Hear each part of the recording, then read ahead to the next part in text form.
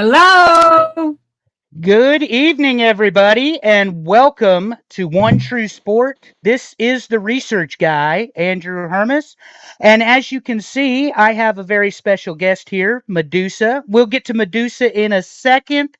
I wanted to point something out. First, we want to thank all of our listeners and subscribers. For a week ago, we launched this platform, and we are the murderer's row of old school professional wrestling. Arn Anderson and the Four Horsemen. We have Kurt Angle, the Olympic gold medalist who won it with the broken freaking neck. Jake Yeah. Roberts, Ted DiBiase, Rob Van Dam, Greg Gagne, and of course the boss. Happy birthday to Mr. Magnum TA today. But it was quite the sausage fest for the first week, and there was no female representation of badassery. But there is now, because officially, for the first time on One True Sport, we welcome Madusa and we welcome Paving the Way, because she is the woman who would be king. Madusa, welcome to the show. Hey, what's up, Big Red? That is my nickname for you. No one else can call it. I'm just saying, Marcus, if you're listening, I will beat your ass.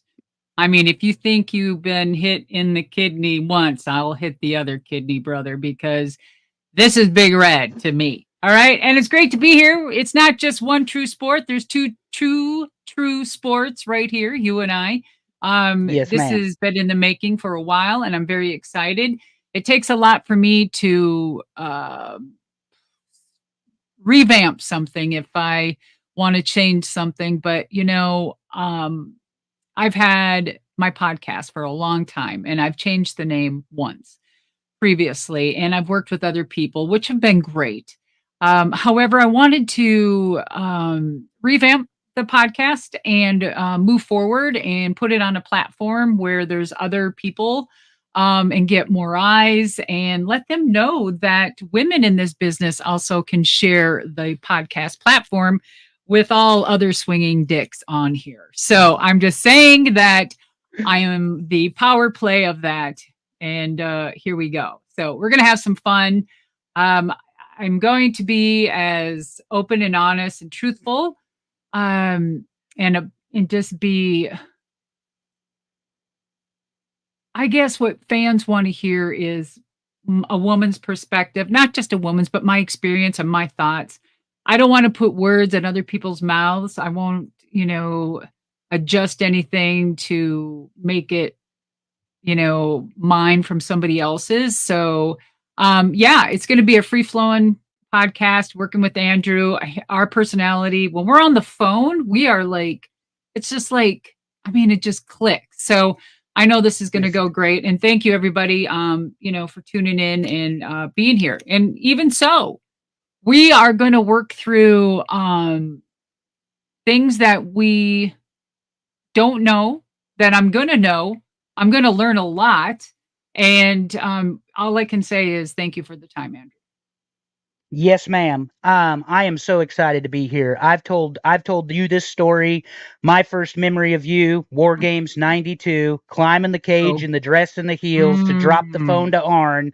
And then of course your matches with Bull Nakano, the monster trucks, Team Savage, dropping the belt in the mm, trash can. How can we forget that? I didn't Guys, do do not that. worry. Yeah. All of that will be covered, but I do want to read something Medusa and I wrote together, and this is going to be the mission statement of Paving the Way.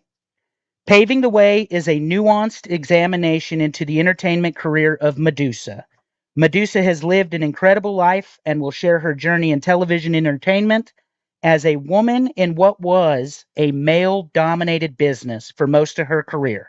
Over 30 years and counting, for those of you playing along at home. Medusa brings a different perspective than anything you have ever heard, often dissecting the most seemingly trivial issues with high level analysis and critical thinking. Fans want to hear Medusa speak about women's wrestling and react to the current product with the stories of the people she worked with. If there is one thing that Medusa was determined to do from the beginning, it was for her continued path in the future to help facilitate change from a designed world. made for men to make a path and pave the way for the success of women. So this is episode Oh. 1.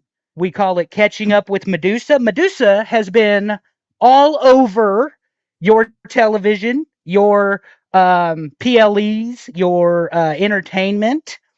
And I think the last place we saw you, Madusa, we'll start with is Dark Side of the Ring's Death of WCW. Oh Um, Lord. Oh my. The death. The the death. death of WCW. So Oh my we just God. to set this up for everybody listening, the death of Mm-mm-mm. WCW. Brian Alvarez wrote this book. I believe it was in 2004, 5, 6, something like that.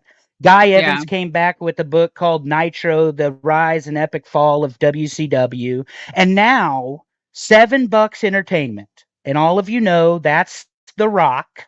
Brian Gerwitz and the whole team has produced a 4-part miniseries that Madusa has been extremely influential and visible in, and that is the death of WCW.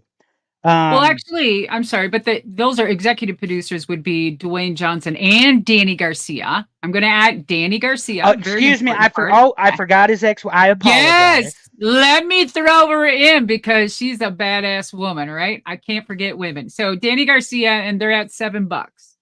Yep. I still think it's $6, but it's 7 probably. Just kidding. I don't know. And Vice Media and the creators of Dark Side of the Ring were all involved. And a big shout out to Evan Hussey. I mean, he is amazing, and Jason Eisner. So I work with both of them. And then of course the rest of the producers that I've worked on 5, 6 of their shows, and they've always been good to me. I did the Sherri Martel, the Luna Vachon. I mean, it just goes on, right? And there's a few more coming up. But I want to say thank you to these guys. And they, you know, you have to see, you have to stand guard because when you say something, you say something. There's no take backs, right? I mean, you can say I'm sorry and all of that good stuff, but once it's out there, they can take it and edit it the way however they want. So there was some really, really like bad vibing and fears, like when I think it was Tommy Dreamer was on the show, and I think it was the crazy flight or something, that the flight from hell or whatever, the plane ride from hell. And because he said something, I believe that some things were taken out of context, and poor Tommy lost his job, and people just got their buttholes in a snipper. It was horrible. And so a lot of people felt that maybe some things were edited and placed and placement. So working with these guys, I said, look, if I'm going to do this with you guys and I know what I say in sentences, if this thing is even spliced to the way that is disheartened or immoral or unethical or illegal, I don't ever call me again to do the show.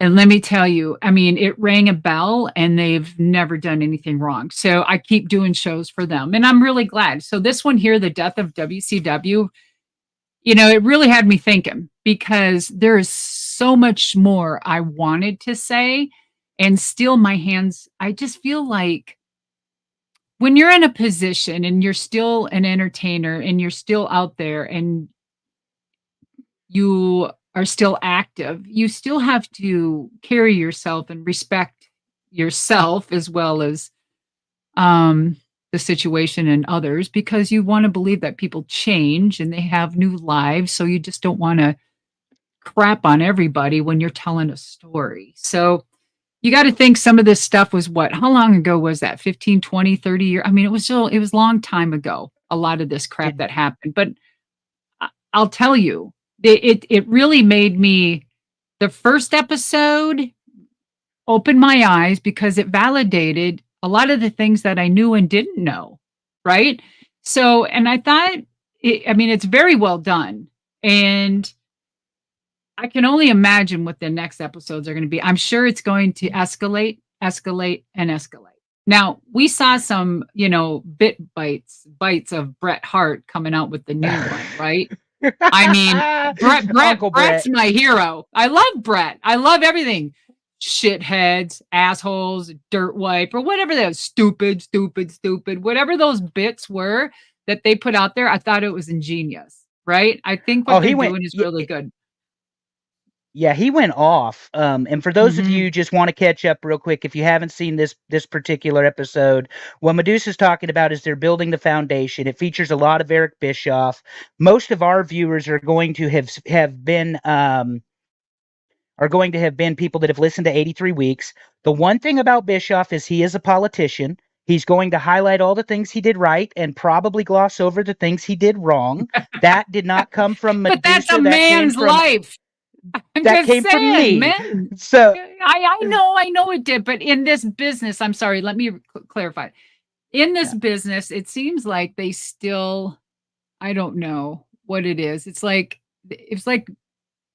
a bunch of girls, like they're still pissed off at each other or something. Hell, they already made their millions of dollars. This is the only group of, circle jerking guys, a bunch of monkeys that made millions of dollars while the girls got fucking chicken feed. I mean, it was it was bullshit. It was a shit show. Don't even get me started over well, and there. we'll But get there. anyway, yeah, we'll We'll get get there. there, but your little escapade in Team Savage is an example with Gorgeous George and as you call her Mona, the modern day Molly Holly, and yourself. You featured this group of women that could do a handspring elbow, kick someone's damn head off, whatever it was. But we wanted to make sure they were all blondes, gorgeous, big boobs, etc., because that's what they were showing in WCW, and that's what they were showing in WWE. And we will get there. Medusa and I have already talked about a lot of these different things. But I do want to stay on the point of the WCW show, and here's why. We talked about Danny Garcia. You talked about Dwayne Mhm. the Rock Johnson. We've talked about Yes. the $7, and Vice has a great reputation, with the exception of the Flair thing, and that was the plane ride from hell. And if it hadn't been Ric Flair, maybe the reception of the show wouldn't have been as damaged, but it was Nature Boy. Some people call him the greatest wrestler of all time. I do not. We'll get into that sometime down the road. But I wanted to ask you about the high profile executives in this show. We have Brad Siegel, Eric Bischoff, Janie Eagle, Neil Pruitt, Ted Turner Jr. This is the inner circle of WCW. Um, do you think including the actual executives at WCW, and forget Bischoff because he was also an on character, but we're talking about the producers and like I said, Brad Siegel for Pete's sake, and Ted Turner Jr. I think they called him Teddy on the show, but I don't want to disrespect the man. But anyway, Turner's son.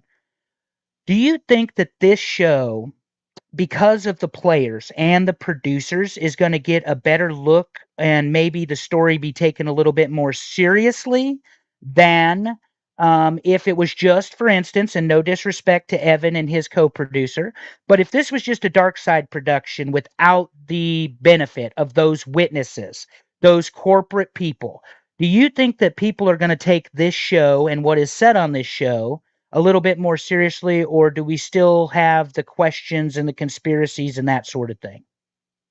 Again, those are all great questions. And so I feel that this will give it a different light of what happened and who was running, what monkeys were running what.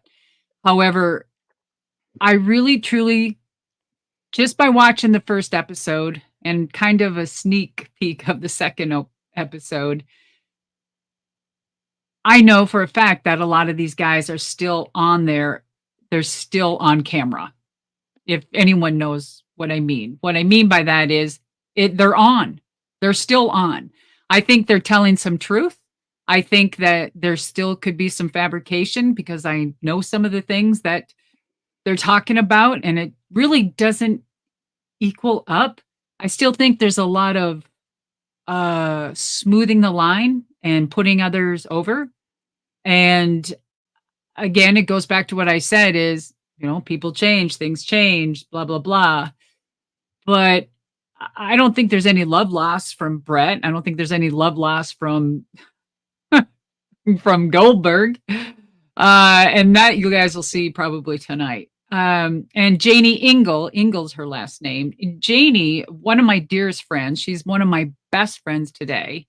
Uh, Her and I, she's very reluctant to do the show because she's never done anything and came forward.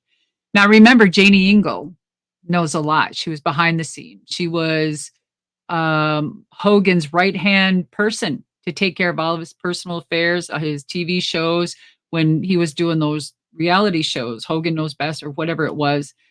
She also did everything at WCW for Eric. And she's basically, the one that Eric told her to call so-and-so up because he was fired. Eric didn't have the balls to do it. But I'm sure that's on an episode somewhere, and that's why I'm not saying a name and who it is. It's going to be really good. Episode 2 is pretty eye-opening, and 3 and 4 is going to make your teeth fall out. So it's going to make you go, wow. These guys did an excellent job. Yeah. So to validate what you're saying is, yes, I think there's going to be like some opening up what was going on. It was a lot of stroking. It was a club, and most of us weren't in it. You know what I mean? And They were making millions. They had legs to stand on, but we didn't make jack shit. So there's a part. I mean, some of them made 7 digits, for Christ's sake. I was just going to say, when you look at Scott Hall and Kevin Nash, God rest Scott Hall's soul, or, he's such a great performer. Rest in peace, Scott Hall. But you look at Scott Hall and Kevin Nash's contracts, it had what was called favored nation clauses, and I'm sure you're familiar with this. Anybody that come in and was signed to a higher deal, that deal had to be matched. And and it didn't matter that Scott Hall, and again, I'm not bagging on the man. He's deceased. He can't defend himself. But he had some serious demons that caused him to be out of professional wrestling, under contract, couldn't fulfill the obligations, but he was still being paid some serious money. And the thing that I wonder about this, because you and I have kind of talked about, Kevin Nash's presentation in this show. I think Willie Nelson and Snoop Dogg could have gotten along really well after watching this first episode back. He fucking looked so baked. He even knew where he was, but anyway. Betty Crocker couldn't make a better cake. Let's put it that way. Yes. He was baking. Right. But I want to ask you, because it's something you said, the camera's on and we get it. The camera's on, and I say this about Eric Bischoff all the time. He's a legacy protector. He's going to protect what is his legacy.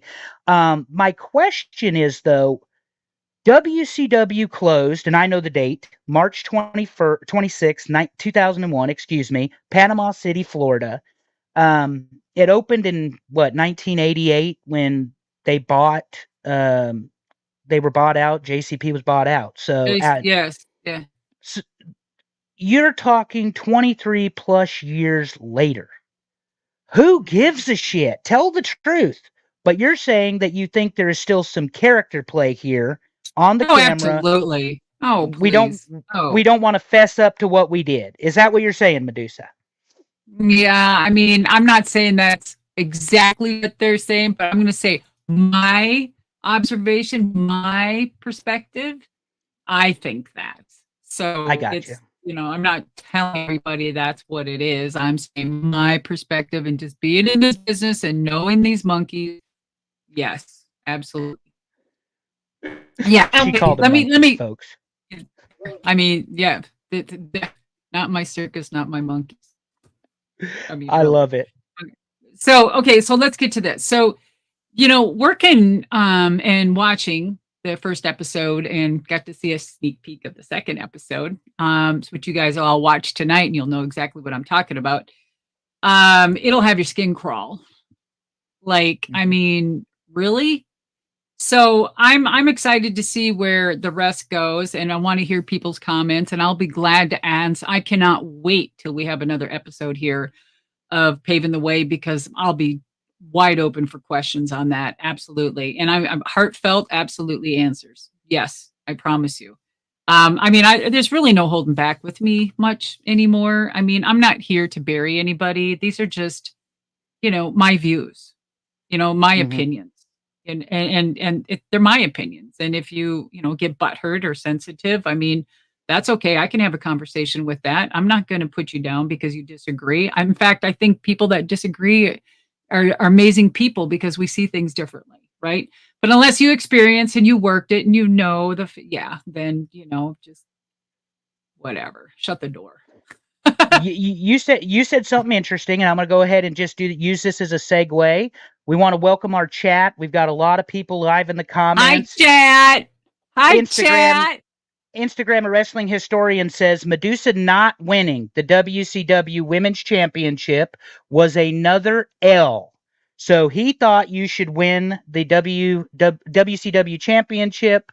And then we've got some Eddie Prathers here. Wait a minute. Says, wait. Let me listen. Go to the WCW. Historian. Okay. Yeah. Hold on. Go ahead. I think you're amazing, and you do have a valuable point there, because Bischoff promised me, that was the whole idea of me going over there, is building this huge women's, roster and wrestling and Japanese girls and blah, blah, blah. And he knew I could kick ass.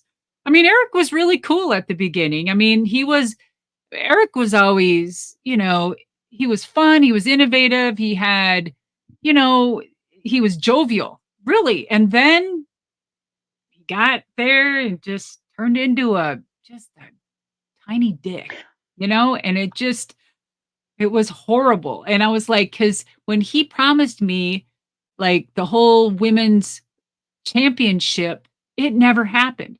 So there was a lot of play there, and we may get into it later after the second episode, because everybody hold me to this, and you can ask the questions, because I truly believe I did not hold the championship for a certain reason. Okay. Well, and I know what that reason is. I have a feeling I know what that reason is, but I can't express that now because it'll give episode 2 away. Well, and the wrestling historian has me thinking, and this is where I told you got to be careful with me, because I'll come up with questions on the fly. So Eric Bischoff told you he was committed to building a women's division. Yes, that did not happen. Do you think the women's division, because he built the cruiserweight division, and that's what get me thinking. Do you think the women's division was supplanted by the cruiserweight division when he figured out he could bring in the Dean Malenko, Eddie Guerrero, Rey Mysterio, Psychosis, Ultimo Dragon, and maybe, just maybe, wasn't going to have the same success with women because there wasn't this AAA sitting out there for women for him to go raid, even though, as you know, there were plenty of women wrestling like Aja in Japan, like Bull, who we're going to talk about in a few minutes in Japan. Okay. All right, Big Red. Let me just back this up 1 second. I'm only as good as my team, just like in monster trucks. I'm a damn good driver, and I won championships. But if my truck isn't running and my parts aren't good and the dirt ain't, I'm a whole damn team. So I don't care. It isn't because of the lack of women. There was a lot of women back then. It was due to creative and the person in charge.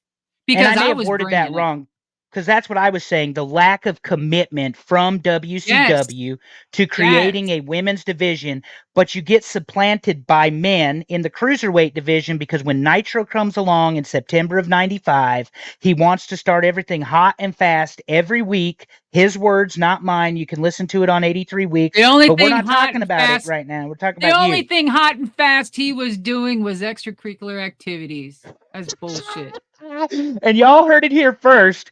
Again, thank you all in the chat. Madusa, we do have the super chat function turned on. We want to let everybody know, if you've got a question for Madusa about the things we talk about tonight, click on the super chat. It helps the show out. Remember, Madusa is a retired professional wrestler. Her time is valuable. So she's at the cons, she's on the circuit, she's here on the show. We're trying to build this brand for her, and it is truly Paving the Way. She's got her glass. I got my hat. We got the Trash Talk shirts. You can get all of that at Madusa.com as well. So last thing I want to talk about, and this is something that you and I did not discuss in the show notes, not trying to ambush you, but I'm going to put it up on the screen.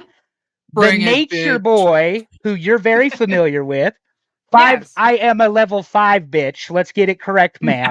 Put some respect on my t-shirt coming soon to That's a t-shirt. I'm going to make that a t-shirt, level 5. But the Nature Boy Ric Flair a couple weeks ago was pissed off because he was left off the Who Killed WCW question.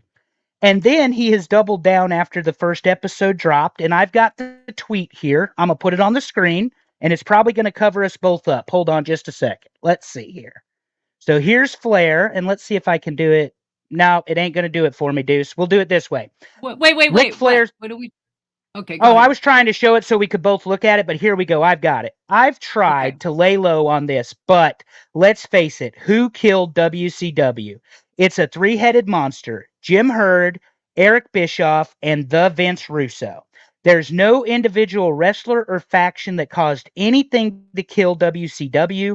It was the people in charge that created dysfunction, animosity, and tried to divide and conquer by lying to everyone and involving themselves in the promotion, which was the ultimate failure. God, I could give you 1,000 more examples. I am one to live through all three nightmares and to be saved by at the WWE. Think about that for just a second. Thank you to the WWE for bringing someone who was dead in the water as a result of these three people back to life. Okay. Before you You ready? pontificate, ma'am. Oh, no. Okay. I got to set this up for us. Before you pontificate, because I'm going to clip this and put this on your social media, because I know you're going to have a hot answer. For everybody listening to the sound of my voice, Ric Flair was a 6-time world heavyweight champion when Jim Herd took over control of the company in WCW. He left WCW as a 16-time world champion, 14 of which were won under the NWA WCW banner. He was also Mm. the booker in WCW for a very long time before Sullivan came in. He was the leader of the Four Horsemen, Flair for the Gold. The man was very well featured. And then came the NWO. But this is the other thing I want to mention, Madusa, and I'm going to let you hit your rockets here. Thank you, WWE. Everybody, Ric Flair is still under contract with All Elite Wrestling, not WWE. Ric Flair's career was not killed. Flair refused to do business July the 1st, 1991. Jim Herd kicked him in the ass out the door. We get a bullshit match between Barry Windham and Lex Luger. Windham should have Mm. been the champ, not Luger in the cage. But here comes Harley. We get the pile driver, the whole deal. I Ooh, right. love Barry Windham. He's my guy. But I say all that to say this. Ric Flair is full of shit on this one. That's where I'm at. Madusa, it is your turn. All right. So I'm going to have dysentery of the mouth then, since you ended there. All right. So, first of all, looking at that tweet, I don't even think Rick could type that, could he? I don't. Did he write that? I don't know. I think he had someone write that for him, because I don't think he really speaks that eloquent. He's a smart man. We respect each other. I have no problems with Rick personally or business wise. In fact, we had a great mixed tag. It was Little Nate and him and Macho Man and myself. We can talk about that some other time. Let me tell you about that. Holy crap. Holy crap. So here's my thing too. I want to back up and just remind me to go back to Flair. So on Bischoff's defense, okay? Now I'm going to tell you, none of this is supposed to be nefarious towards, being wicked mean towards Bischoff at all. This is all at the time all this shit was happening. So these are strong words towards those times, right? So on Bischoff's defense, saying that, okay, he had all these promises for me. Nothing. And I know why. And we're going to explain that, because you're going to hold me to that after this second episode. Mm-hmm. And so of who killed WCW. And so I think that when he brought all the cruiserweights in, he knew how tough I was. And I was pissed because I was throwing some, hot air. I mean, just hot air around, just MFing. Like, what the, what's this? What are you doing? Blah, blah, blah, blah, blah. And where's these promises, you piece of shit? God dang it, blah, blah, And so he just started throwing me in with the guys. Like, all of a sudden I was wrestling dudes. Like, what is this? And I think the biggest wake up is when he had me against Heck Who. Like, it looked like he ripped off my head. But I'll tell you a little inside story. Haku and I, when we wrestled, he was the lightest guy I ever worked with. It was The king, amazing. the Oh my king. God. So I had to go back there for, to finish that whole women's thing off there with Bischoff. But so on his defense, maybe he thought, hell, since he didn't really give much time and help promote those guys either, the cruiserweights, even though some of them say, well, it was great, he paid some attention to us. Fuck, he didn't put the time and the money and all that crap into that whole cruiserweights. I don't know, my feeling. So maybe he felt like throwing me in there either would make it die or it would escalate it. So I got to give him credit there because it was the best thing he did against his will, probably. And whatever I touch turns to gold. So there you go, bitches. Anyway, so now back to Ric Flair. So Ric Flair and that whole tweet, I don't know if he really wrote that or not. He probably had a handler do it. And for him to say, WC or WWE is his love and that's his home and that's whatever. And he's still under contract with AEW. I will say this because guys, remember, I'm in the business. So if a lot of this stuff don't make sense to you, it doesn't need to. Just remember, I have inside information or things or conversations. So without telling you my root or my actual go-to, I'm trying to piece it together for you. You guys can put it together. All right. So maybe on Tony's defense of AEW, maybe Tony don't give a shit what these guys do, meaning respectfully, like he don't care if these guys have another life or he puts another organization over. What's the big deal anyway, if he says that? You know what I mean? I mean, okay, so he's under contract with AEW. If Tony really gave a shit, he'd whatever, get rid of him. But maybe it still helps him out because Big Red, he knows that he's going to get people like you talking about it, if you like it or not, right? Yeah, I'm not a Flair fan. I've got a story for that. I'll tell you off air as to why I'm not a Flair fan.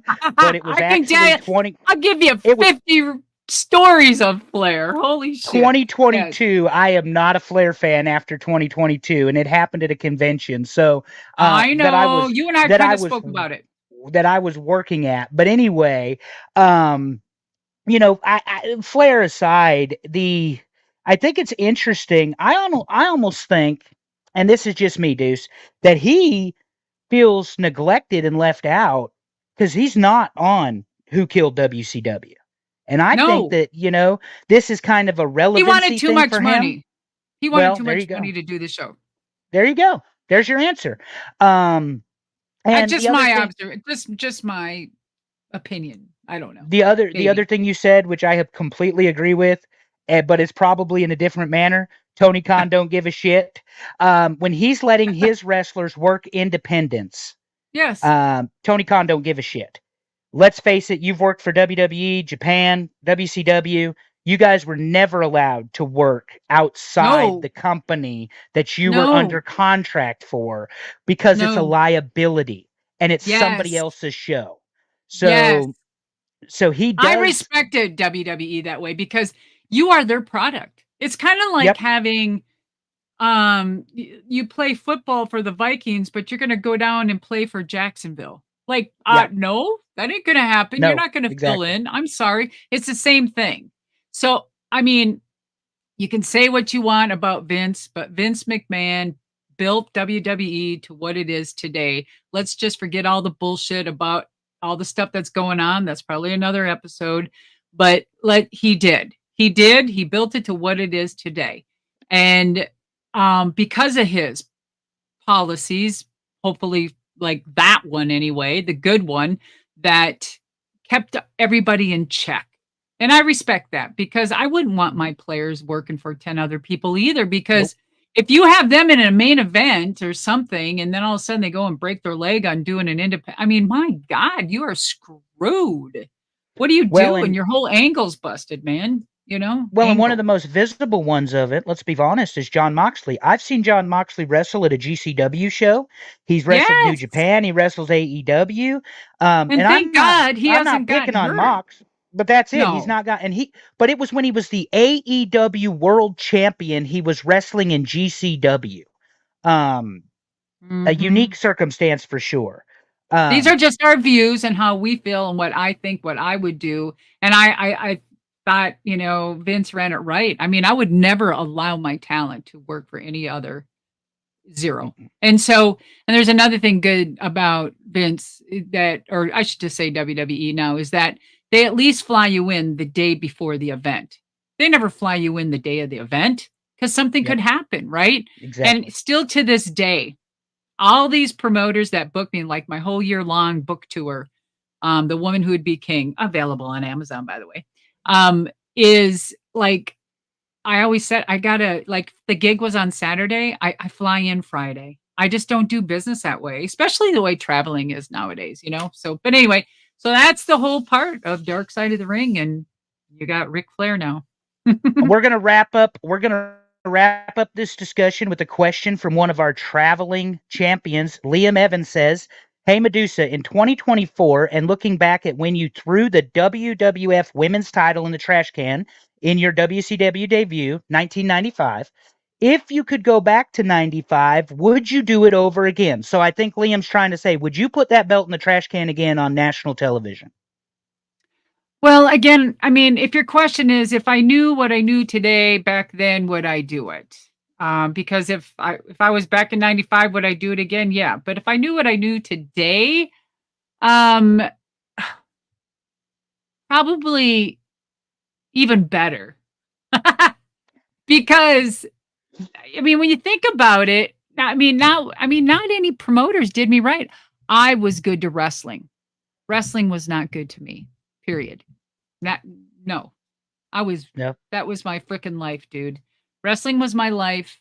Ate, breathed, slept, everything wrestling. And what I put in, I got back a quarter. But you know what? I kept going, I kept doing, I kept whatever.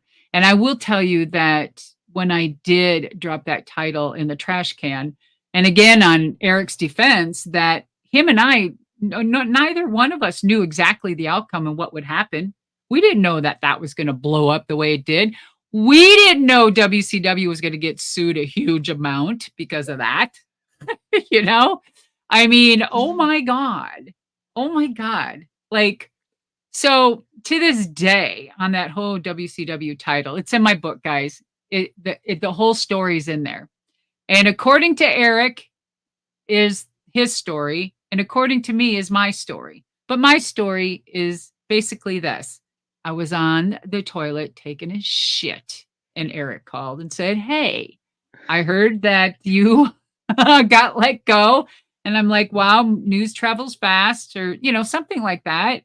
And I'm like, "Wow." And he's like, to this day, she called me and she wanted the job and she begged for me. And I'm like, at this point, Eric, that there is what made you the most money in WCW, because it was first it was Lex Luger, then it was me, then I think it was Scott Hall, or was it? Yeah, I think it went that way. And then the rest came in. But the biggest fire back was the title in the trash. Even though Lex came in first and he was on WWF the night before, Mm-hmm. then I came on and I was just there and came on and threw the title in the trash. But that was the first shot fired, basically. And that's what woke them up. And Eric didn't realize, what the outcome was going to be, and neither did I. But it was the best thing ever because it made all of those guys millions, and I didn't even make six digits. I'm going to tell you guys that right now. Eric Bischoff gave me $75,000. While those Think about guys that, made guys. six and seven digits after that. Think about that. They Those got Sting fuckers money. reap the benefit. Yep. Yes. You got Sting money, 750. That's pretty well known. 750,000. That's going to be Scott Hall. That's going to be Kevin Nash. That's going to Yeah, be well, Sting. wait. Brett got 2.8, Well, and I but was going to that get to was half. Hogan. Hogan had a pay-per-view share and all that stuff too. So he's making millions. The bottom line is that Madusa was undervalued, and we're going to work through those things together on this show. But one thing I will say, Deuce, because we talked a lot about Dark Side of the Ring, but I want to talk to you more about the actual Dark Side of the Ring. We're going to put a pin on WCW. Guys, we're going to have a couple announcements at the end of the show about where me and Deuce are going to Yes. come up next week. So stay tuned for that. But Dark Side of the Ring. Let's talk about just Dark Side of the Ring. Forget the death of WCW. Sherri Martel, my God, one of my Mm. favorites. And you're all over the Sherri episode. But I have a couple questions, Mm. how did they come up? Well, and let's phrase this because this wasn't really put in there, and there's good reason for it. Um, Madusa was brought into AWA to replace Sherri Martel. That is 100% a fact. Yes. Madusa was brought Yes. into or to AWA, excuse me, to replace Sherri Martel. So you are Yes. automatically in opposition to this woman. I mean, Mm. because that's her spot. Now, Sherri's going to go on and be huge in WWF with the Macho Mm. King and as the Queen and the rest. And she was fantastic with the Harlem Heat. She worked with Flair, of course. Nobody, in my opinion, I read a lot, I do a lot of research, I write the notes for the show. Arn Anderson cannot say enough about what a pro you are. And he says the exact same thing about Sherri. These are tough chicks, they're workers, they knew what they were doing. The question being that I have for you on Sherri is, how did they approach you to be on the Sherri episode? Like, how did that all come together? What did the producers of Dark Side, like, how did they say, hey, Mm. Madusa, we want to talk to you about Sherri? Did they need you for research? Did they want your input? Did they want you to help tell the Sherri Martel story? Or was it because you and Sherri were contemporaries and interacted together? How did it all come together? All of above, really. All of the above. So, all of the above, and it was such an honor because it really meant a lot to me because she helped hone my craft, from the beginning, and she was my savior, really, and, because I was so damn green, when I got that call from Wahoo McDaniel and, was like, to get over there. I mean, because I was living in Minneapolis at the time. I'm from Mhm. Minnesota. And so when I got that call from, Wahoo, I was like, "Oh my god, this is it." I was, like kind of playing cool. And when I got there, I met with Vern and Wahoo was in the room, and that's another whole episode. But I the whole thing was they wanted to know my history and how I got the AWA and why I was working with Sherri, and then our relationship and how it continued and intermittently reacted through the years, the ups, the downs, the adversities, her her problems, her decision Mhm. makings. What was she like to work with? And then the biggest thing too is that, with Dark Side of the Ring, seems it's so dreary because it's like Dark Side of the Ring, and, you know, eh, all I can tell you is that a woman left a lot behind to go pursue what she did, and that was Mhm. a big decision. Um, Something I wouldn't have done because I fought for that my whole life to become what she walked away from. And, you're gonna have to watch the episode and you'll understand. And so, I think that they did a very good job on Sherri. It was so heartbreaking because I don't know, I think I was the only woman wrestler that was there at her funeral. Mhm. And I can't I think I was. I know that, the guys were there and Jake was, coked out of his mind, but it was her and I became very, very good friends, and it was so great to, just get in touch with her again after that lapse of years in between, and I'm so glad I did. And then when I heard she passed, it was just, gosh, you think this business, God, why? And I have a lot of questions and answers in my own head. You Mhm. see the downfall of many women in this business. That's another whole episode. Yep. Um, But Dark Side of the Ring, I felt like they did a great job, and I was happy with it. Yeah, I mean, it's good to see her son on there. Absolutely. Yeah, I didn't, and I never had been actually exposed to him. Like, I didn't know even that she A lot of had a people didn't son. even know she had a son. Exactly, right? Yeah. But I do want to ask you, is there a place, do you think, in the wrestling history? Because that's one thing I pride myself on, is being somewhat of a historian. I'm not trying to steal the wrestling historian's gimmick here, but I do really enjoy putting these shows together for you and Arn and Jake and all the people we work for together. But do you think there's a place for these darker stories? Or do you think they're better? Some of them are better left untold, because we've seen some pretty awful things in the several seasons of Dark Side of the Ring. I think there's a place for everything because we're humans. We want to know, and if we don't, we research it, we Google it, we look on news and find it ourselves. But if we can have some good people in a production that puts them in a light of this is them, this is how they started, here's the pinnacle of their careers, here's their downfall, unfortunately, but here's what their legacy, and here's all these people. Okay. All right, I'm good with that. But let's just, let's try not to piss on their grave. Unless they were mass murderers or whatever the hell. I mean, I don't know. Maybe there's even reasons why someone, God, that's another whole episode with Benoit. But it just, Yeah. I Oh think God. I think that I'm not a doctor on that one, but I mean, you can kind of put two and two together on a lot of Hmm. this. And it's Yeah. just unfortunate. So one of the things we talked about, Ric Flair, we talked about Tommy Dreamer, the dark, the plane ride from hell, and all the bullshit that happened on that trip. But one of the Mm. things I particularly enjoyed about this Dark Side of the Ring season is that Mm. several of the episodes had redemptive qualities. They seemed to Yes, tell the story of even Sherry's son accepting the fact that his mother abandoned him to pursue her lifelong dream of being a professional wrestler. She didn't want to be his exactly. mom. She wanted to be Oh, Sensational Sherry. And well, she didn't know that's she was going to be sensational Sherri. She knew what she wanted, and she parked the kid with dad and said, "I'm out." And I mean, yeah, that's what I was saying earlier. That I, I, I, I get it. I get chasing your dreams, but I could never do that. I mean, I right. understand. I mean, I really, I applaud the candor for Dark Side of the Ring, their honesty and trying to bring out the best in people and out of their son and, all of this stuff. But I, as a woman, I could never walk away from my kid.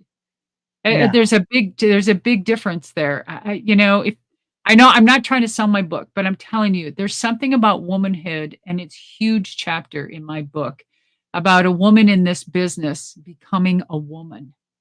And Hmm. you guys will shit yourself because I'm just going to give you the caveat that in WWF at the time when I was there, I mean, I wanted to become a mom so bad. So I was thinking about I'd like to be a mom, right? So I was wrestling Heidi Lee Morgan, and she was really excited, and we started the whole tournament thing in WWF. She's like, Deuce, she knew me as Madusa then, instead of a Wonderblaze. Deuce, she goes like, I'm gonna get pregnant. I'm gonna whatever. And I'm like, oh my God, I'm so jealous. That's awesome. Best buddies. And then she became pregnant. And I'm like, oh man, that's great. And so WWF told her, if you're pregnant, you don't have a job here anymore. Hmm. That's what I had to deal with back then. That's Yeah. why a lot of women, if you look in my era, like the lost era is what I call it, the majority Hmm. of women didn't have kids. Well, and you just said something there that, obviously we can talk about it. She's a $1 million player. She's married to Seth Rollins. Becky Lynch went away and had a baby. Beautiful child. Beautiful child. Is a former world champion. She's a seven-figure player for WWE. She's a Triple H guy, gal, man, whatever she wants to call herself, veteran.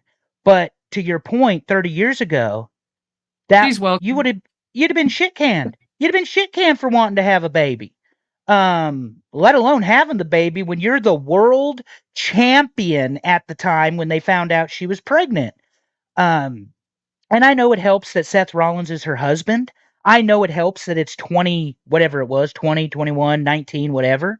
But Deuce, I mean, even you gave up, like you said, being a mom for professional wrestling. Well, again, I had a choice. I could have just said, screw this job and leave and go have a family. But the stories are in my book. There's Yep. a lot of tragic things that happened to me. And yeah, it really made the decisions for me. So, yeah. I'm glad that the women stood ground, and the women that chose, their career over their children or not having a child are the ones that paved the way because of the determination and the more time and the more pound and pavement and the more matches and the more, the louder they got, the more they spoke. We were grounded as belligerent or hard to deal with or combative, and so just because we ask questions or we speak up, that's what we were. And so Mm-hmm. it took all of that and being paid, just bird feed, for women to shine like that today. So there was a lot given up. There was a lot, and um, I think it's wonderful, and it's about time because men were making this money back when I was there. You know what I'm saying? So it's about Yep. time women are finally making 6 digits, 7 digits. And it's good to see. Absolutely. Well, and we're going to get to hopefully the state of women's wrestling here at the end of the show, but the struggle is going to be a constant theme here on Paving the Way. It's we believe in the empowerment of women on this show. We believe in the progress women have made with people like Madusa leading that charge and paving the way. That's why the show's named what it's named. Well, women But work so hard to get where they're at today. I mean, they work yep, their ass off. They overcome all these obstacles and adversities from um, being a wrestler, working their ass off, and then the Attitude Era, nothing but tits and ass and grinding and mud baths and fucking tearing off your gowns and just disrespectful. But no disrespect to the women that chose to be there to work in that environment. That was a choice. So we're going to even that out. That was their choice, just like it was my choice to continue, you know, yep, children or no children, or demean yourself or keep going. You know what I mean? A job is a job. Choices. We all have them. absolutely. Period. So, and But it goes with NDAs as well. That's a choice. Anyway, that's we'll another whole get there. subject. Yeah, we'll get there. Yeah. Check us out on Trash Talk. Stay tuned for that announcement here in a minute. But we're talking about women. We're talking about women and the struggle and what you've done in your career. And less than 30 days ago, Booker T, the five-time WCW champion, encouraged twerking, and you responded to it, and I have the tweet. I'm going to put it up here for all of us. This says, I could see a dance-off coming between Sexy Red and Lola Vice. I'm serious, man. Laughs. Do it now. Nah, man, ain't no infringement when it comes to twerking. Laughs again. You just gotta let it go. Lola Vice, she's a damn good entertainer. She's a damn good performer. Madusa quote tweet, if this to be true, there is something cringing about the statement from a married man. Now, I have no problem with what you said. This is what I'm saying. I just complimented WWE on a 7-figure contract for a female wrestler, giving her the grace to be a mom and let her have that baby and not force her in and out of this or whatever.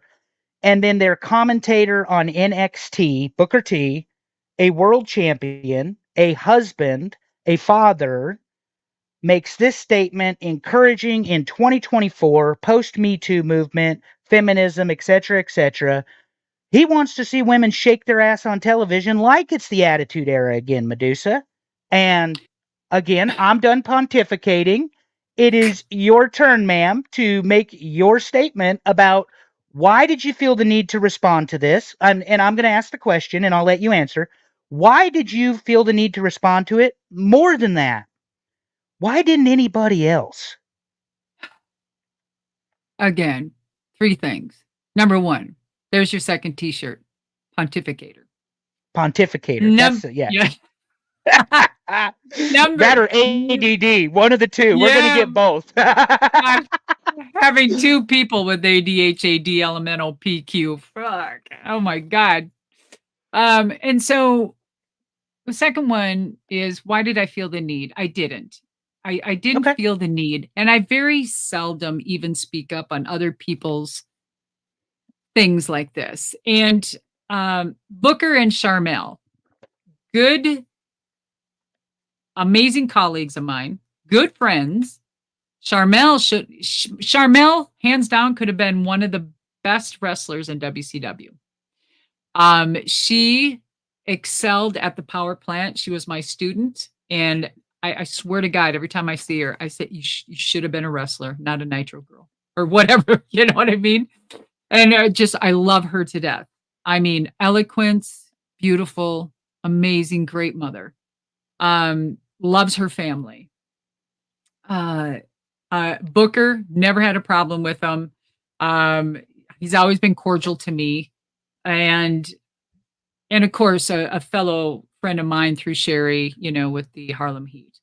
And so when I saw this, I guess I spoke out of turn because I was probably tweeting with feelings like, God, it'd be like my husband saying that. And I'd be like, what the fuck? Really, dude? I get it. So let's on Booker's defense, sex sells. I get it.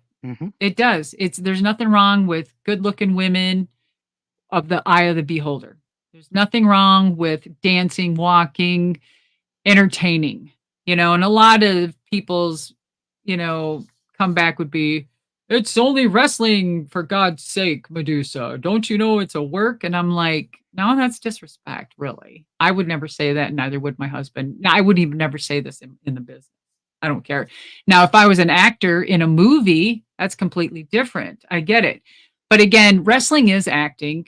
It is stunt work. It is a gymnast, and it is a wrestler all in one. Absolutely. But I guess on my defense and why I said that is that I said it for that reason, because of how it was said jokingly, and it wasn't so much of I just thought there was more, and right or wrong, that's just how I felt about it.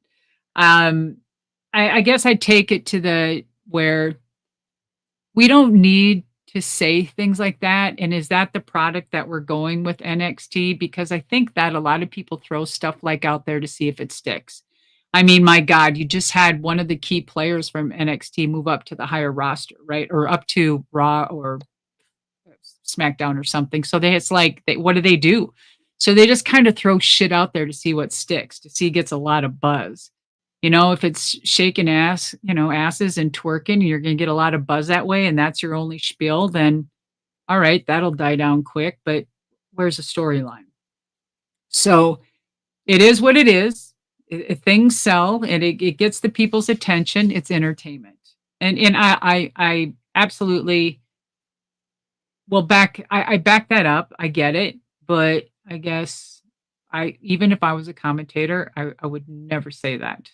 I mean, myself, even if it's a, work. If it was in a script, I would say, because I would have more balls, and I would say, I am not saying that. There's no way. Right. He can call it at this point in his career. And I just thought it did a disservice for the women that work so damn hard to be where they're at. I don't like it specifically because I've worked so hard to get away from that crap. because I want to be Mm-hmm. taken seriously. It's kind of like having somebody come on TV and beat the shit out of Shayna Baszler when she just got done beating up Ronda Rousey. I mean, when Ronda Oh, Rousey, good. I was going to say, I'm glad you mentioned this, and we'll get to both. On the NXT pay per view, they double down. They do a segment. They do a stand up interview. We get the twerking. We get the ass shaking. So before we get to Baszler taking the loss in her environment, fuck mm, it. This was held at a UFC training facility, for I Christ's know, sake. I know. And this is Shayna fucking Baszler. Excuse Shayna's me. my girl. Go I ahead and love Shayna. I love somebody Shayna. put I $5 fucking in the love her. swear jar for me. But Shayna Baszler is a certified And badass that ass. WWE since NXT, when she was the queen of, or the Queen of Spades, Mm, wasn't that her gimmick? The Queen of Spades? mm-hmm. I think. Yeah. So she is a legit badass. And you just, absolutely shit all over her with this defeat. But Yeah. they did the twerk off, okay? And Ugh. I have one more tweet for you. I know you're Okay. excited. This is a Oh boy. retweet from Booker T.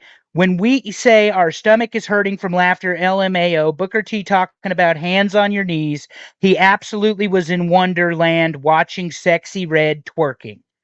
Oh my Booker T God. quote tweets it and says, "Oh, yeah, man."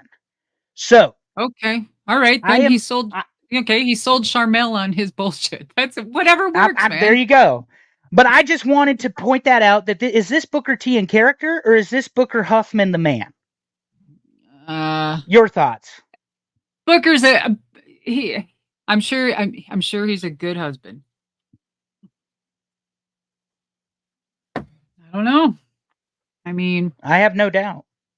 I don't know. I really don't. Me I either. mean, I don't think he's ever been a bad guy. I mean, or was he ever in trouble? I don't think he ever was in trouble, was he? he was arrested as a young man. Like criminal arrests, and he was looking at prison time. If he didn't serve the Really? jail time. Yeah, Booker T. Yes, yes, ma'am. Absolutely, He was in jail? absolutely.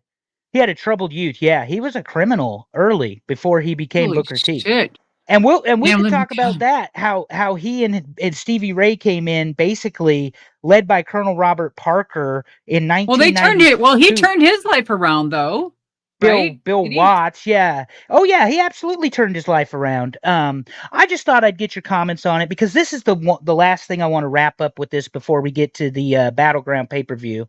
Yeah. Talking about Shayna Baszler. And I do see Mr. D'Angelo Brown in the comment. Lola Vice has an MMA background as well. I appreciate that. I saw a video on her, Yep. and so I thought, okay, cool. You know, I don't mind Lola dancing in her, I think her native, what is she, Latino? Gorgeous, beautiful. That's their nationality. That's what they do. I wish I could move my hips like that, but for my husband, of course.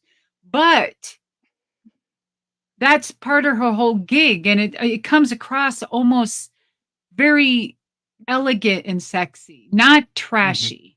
So Yes. when it's made a point and it's in your face and it's just blatant, to me, there's a difference.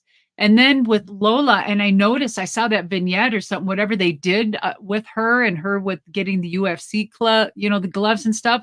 I'm like, fuck yeah. Now, if she could bring that fire from her ass to the gloves to the ring, it's going to make her hands down even fucking better. And that's going to be her moneymaker. Her money Awesome. shaker. The money shaker. So it leads me to ask you this question, because sex is power. And the Mm, sexualization of women isn't new. The sexualization no. of men isn't new. The difference is men are running around in their bikini briefs and nobody's really paying attention. Now you shake your ass and you're a woman, because it's a heteronormative world that we live in. And no, I'm not going to try to get all lefty, liberal, whatever, social psychology on here. What I'm saying is, it's just fucking common sense that 90% of the wrestling audience are straight men that are going to watch women.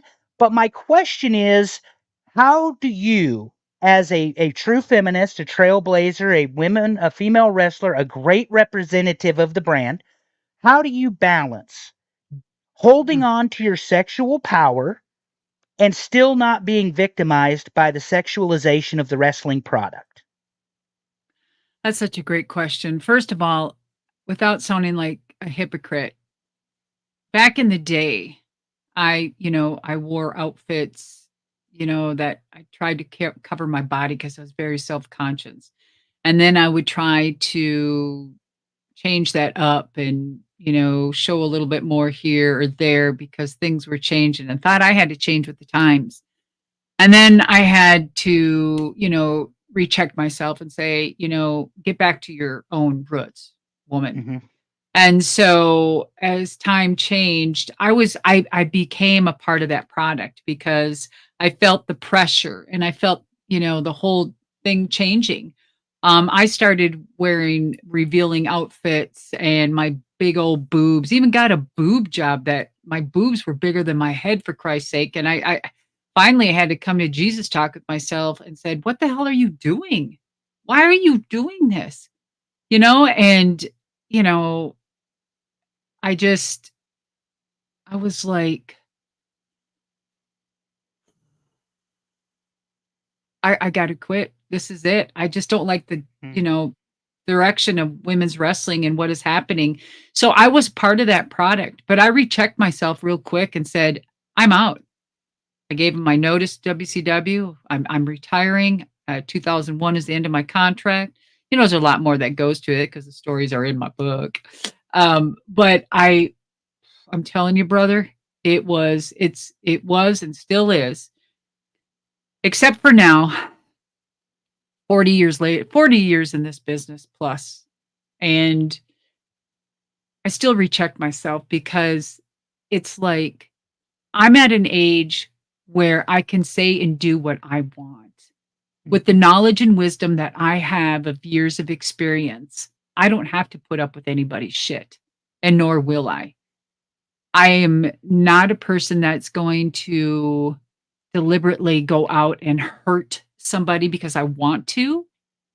If I express something, if it's just an opinion, maybe I'll even admit maybe I should have just kept my mouth shut on some things, but okay, I'm quick to say, hey, I apologize. I'm not perfect.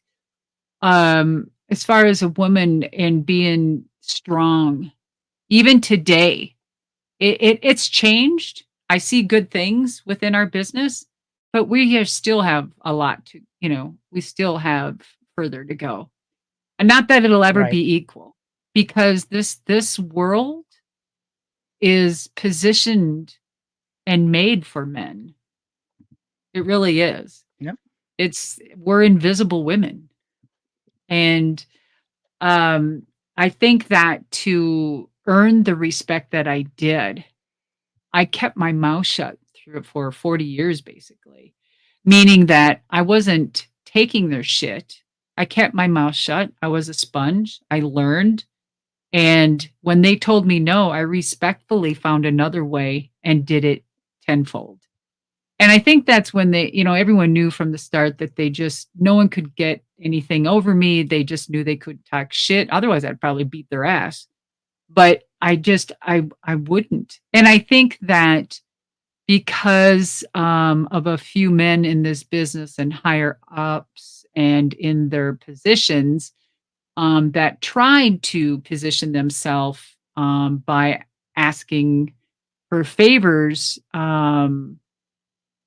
I basically called them out, and I just would never stoop that low. So the number one thing is have respect for yourself and know that you have an option. You can say yes or no. Unless someone's got a gun to your head, you can say no, period. So a lot of women in this business in the past, maybe today there's still pressure. I don't know. I'm not really behind the scenes that much, but I know that a lot of women felt stifled. Let's use that. They felt stifled and that they had to cave and do what the men said. Otherwise, for the fear of not having a job or a position or they were promised a position and a job if they would do these extra activities. A lot of them did. And then some of them signed those NDAs, but that's another whole, episode. And they had a choice to say yes and no. So I really don't have much emotion on that because they chose to do what they did.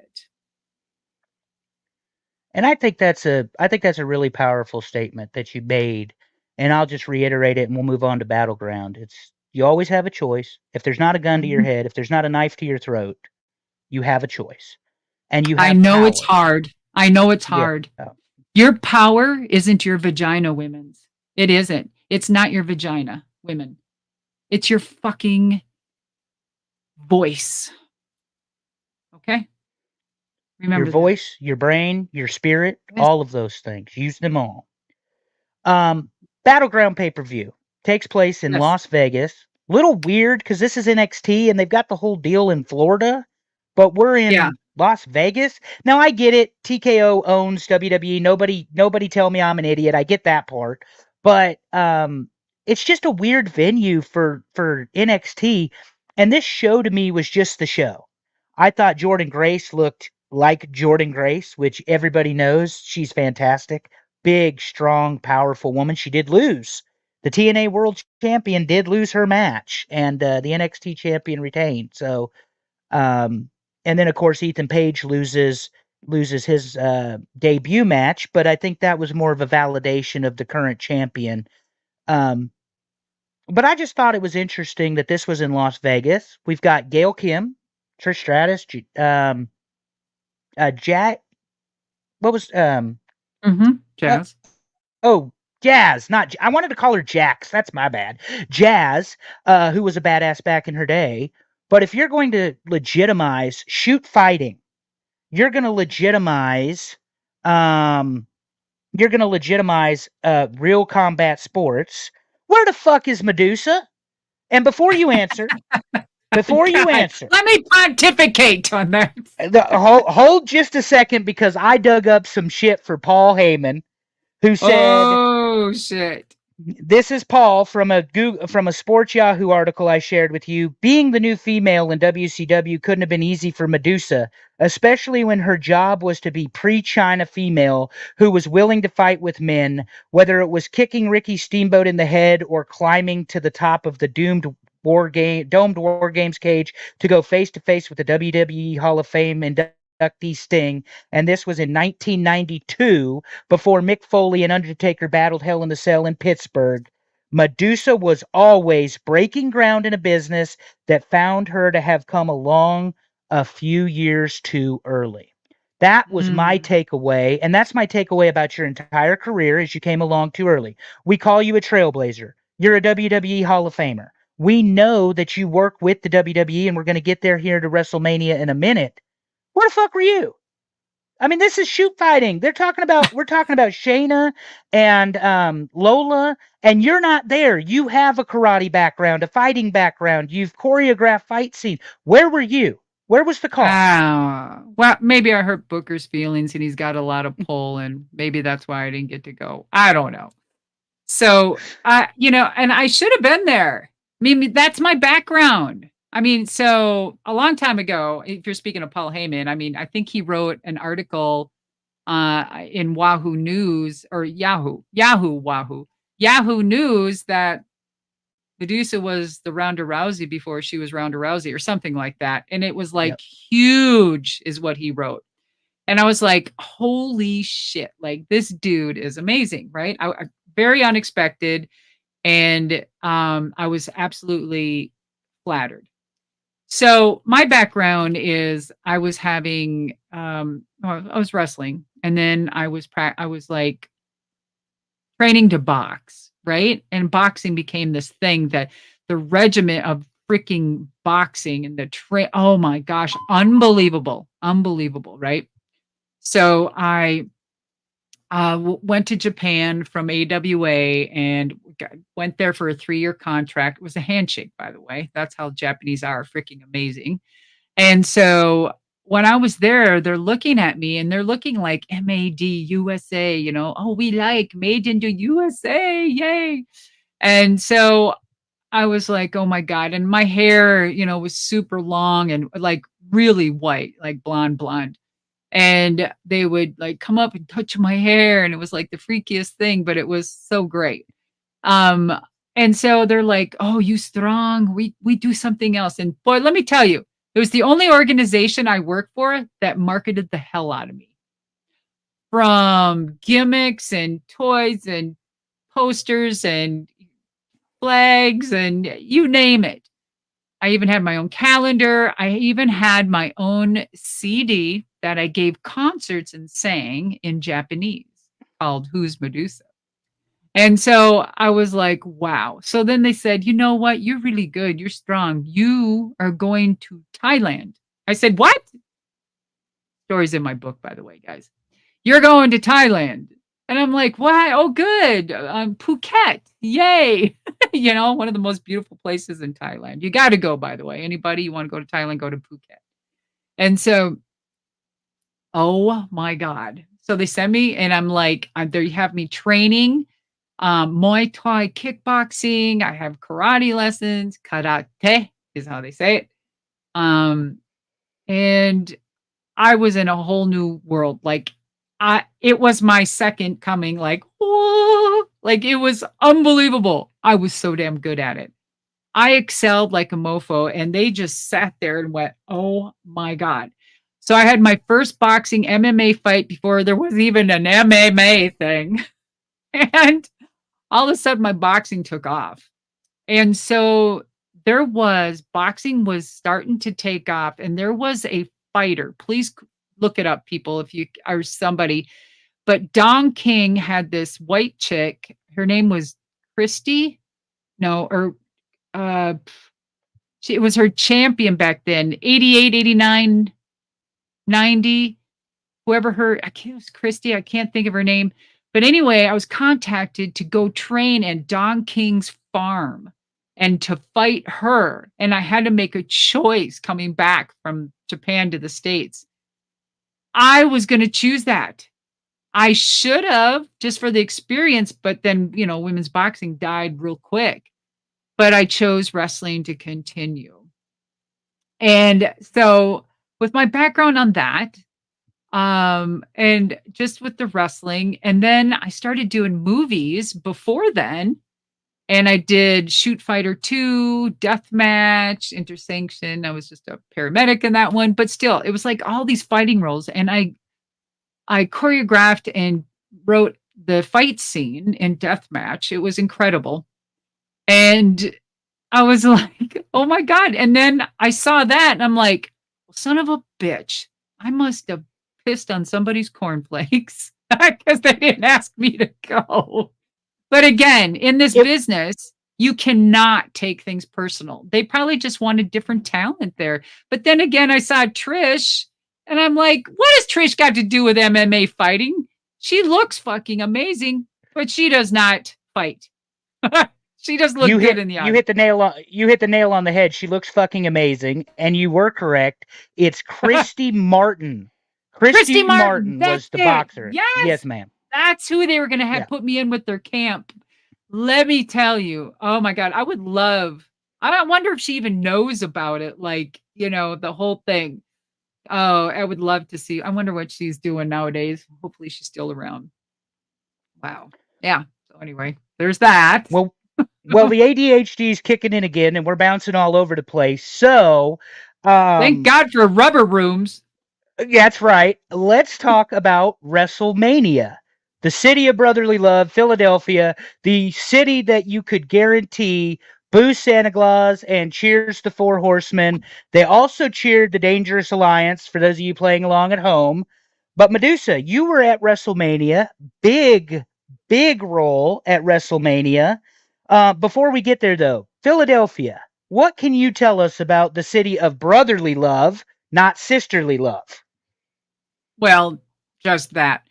I will have to put them over because they are the best heel crowd, best heel town ever.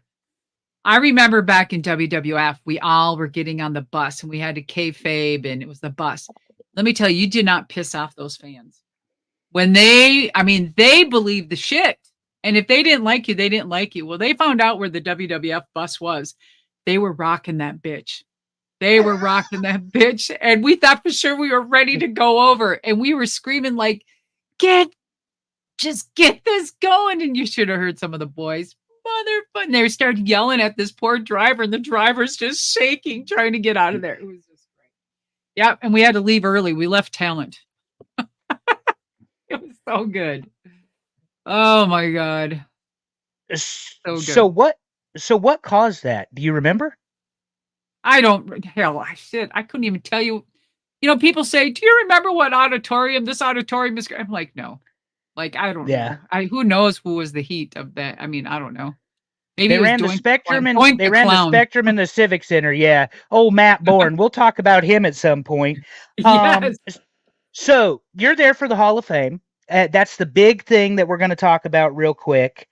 But we're not going to talk about it real quick because it's one of your arch rivals, best friends in the business, Bull Nakano, even Paul Heyman. But before we get there, how does the Hall of Fame process work? Like, when did you know that you were going to be there? When did you know Bull was going to be there? Walk us through all of before you get to Philly, kind of guide us through how does that all work for you?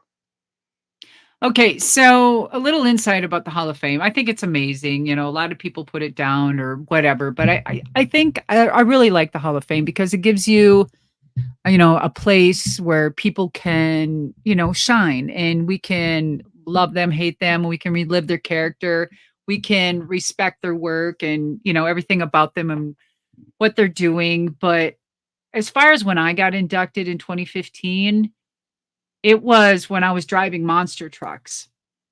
And that's another whole episode. And when I was driving monster trucks, I drove monster trucks for 20 years and became the world champion twice. And it was just, oh, what a fucking life that was. Wow. So I was at a driver's meeting and it must have been, I don't know, late afternoon. And we have driver's meetings just like NASCAR. And we're going over, some things that are bad going down the racetrack. Look out for this corner. It's a little sharp. You're going to have to keep it, blah, blah, blah, blah, blah. So I have my phone and I'm sitting there and all of a sudden my phone starts beeping and I'm looking at it. Please call, WWE. And I'm like, what the fucking fan got my number. God damn it. And I just went, whatever, delete. And so remember, I haven't heard from them since, 1994, 5, 6, whatever it was. So, and I'm like, okay. And then all of a sudden another text comes in about 10 minutes later. Please call WWF Talent Relations. And I'm like, this is bullshit. Who's fucking with me? And I'm just looking at it. And then, the driving director looks, Madusa, is there a problem? I'm like, no, I think some people got my number, man. I don't, whatever. And I put my phone down and all of a sudden it started, ringing. And I'm like, shit. And I'm like, I didn't take the call and I didn't recognize the number because I've never spoke to anybody since then. And so, I just let it go. We're getting ready to wrap up the driver's meeting, and I get another text. This is Mark Carano from WWE Relations, and we would really like it if you could call us back. We've got a question for you. And I'm thinking, okay, this might be legit. Okay. And then the first thing I thought was, oh, shit, they probably need my new address for taxes. And I'm like, well, I never got a residual check. Never from WWE. I never in my life, here it is, guys. I don't think I did. I can't remember. I don't think so. No. If it was, it might have been $1, but I never received a residual check from WWF. Never. Up until I was in the Hall of Fame. So I got the text and they said, please call me. Here's my number, blah, blah, blah. So the driver's meeting was over and I went in and I called him back. And guys, that's a whole nother episode. So from there, I will tell you, they let you know about the Hall of Fame if you're an honoree, whatever, um, about 3 months beforehand, right? They usually call you in January. And if you're really a big deal, it might be December, but I was January. So whatever. And that's when Bull got noticed when it was towards the end of January when they contacted her. And and then I kind of knew a little bit after that, but that she was going in, but it was kept secret until they announced it. But I will tell you, they called me to induct Bull Nakano. I'm going to say a week and a half, maybe 2 weeks before WrestleMania. You're shitting me. Well, who the hell else was going to do it? I'm not sure. I'm genuinely shocked by that. Who the hell else was going to do it? I know she was rooting. She was telling them me the whole time. And I'm thinking that they may have had another plan, but she stood her ground. Okay, you're a Hall of Famer. The only matches anybody remembers. I'm not saying that's what happened. Let me just. I'm not saying that's what happened. But send your hate tweets to me at 30-year fan. This doesn't make fucking sense. You are a Hall of Famer. You and Bull are married. You're married in WWF. You're married in Japan. You're married in WCW. There is no other person. Sonny Ono? Is that the only other person that could have inducted Bull? I mean, and he won't wrestle in her anyway. So there's two things that got thrown around. The biggest one was Damage Control. They wanted, what I heard was Damage Control to induct her, but that wouldn't have been a good fit. It just, I don't think it would have been a good fit. The only tie is they're Japanese women wrestlers. That's the only tie. That's it. But it wouldn't have made, it would have made somewhat sense. I get it, but I don't think it would have filled the gap. You know what I'm saying? Gotcha. Yeah. And then another one I heard was Sonny Ono. So I think Sonny probably would have said, I'd be honored. That'd be great. But I think Deuce is your girl. And I believe Sonny Ono would have said something like that. I absolutely, I've interacted with Sonny Ono. Amazing guy. Really funny, engaging. So funny. Very honest. Wonderful dude. But I'm glad it was you. Let me ask you a couple questions about Bull. Well, I've actually got Heyman up first, but it doesn't really matter. This is your show. We'll go wherever you want. Bull Nakano only wrestled in WWF for approximately... We're going to go to hell if we keep speaking the way a year. She only was there about a year, and she was there for you. That was... But I got her in. Absolutely. I will say this as a 33-year wrestling fan. I know my handle's at 30-year fan, but it's been that way forever. Bull Nakano had a magnetism about her. She was not the athletic 10. She wasn't as in good a shape as you were from a physical body standpoint. But the woman could go. The makeup, the hair, the body style. And this woman did guillotine leg drops off the top rope and off of a steel cage. The athleticism. 8-9-year-old me couldn't take my eyes off of Bull Nakano because it was something you never saw before. Do you think, Madusa, that's one of her contributions? Is she's the first, especially in the United States, one of the very first Japanese women we saw on a big stage, because WWF always did it better and bigger than just about everybody else in the modern era of professional wrestling. All of that is so good. So number one, let me ask you, if you would have saw Bull Nakano and everything you said about her and her having such a great background, her presence, her psychology, her walking into the room and whatever, if she would have dropped to the floor and started twerking, would you have had respect and watched her after that?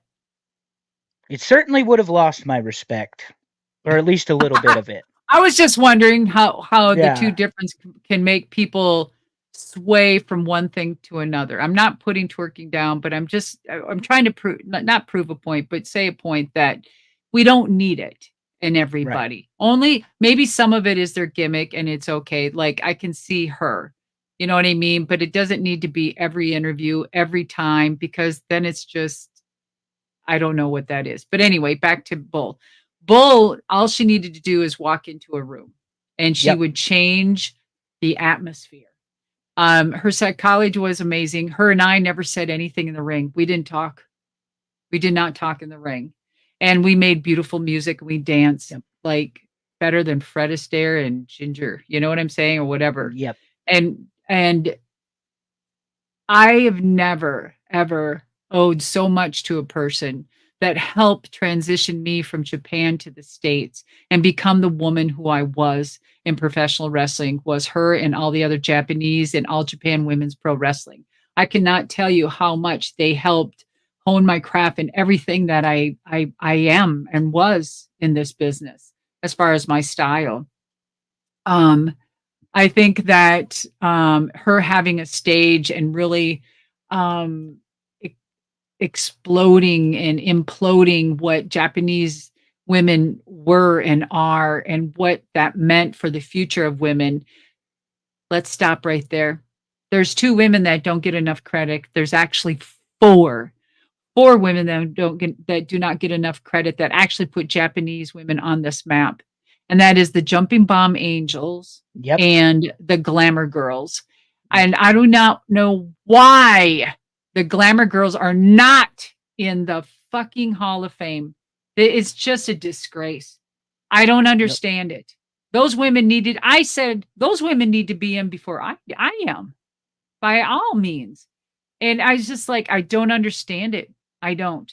So I think and I feel that those four need to be in the Hall of Fame. Let's get it done.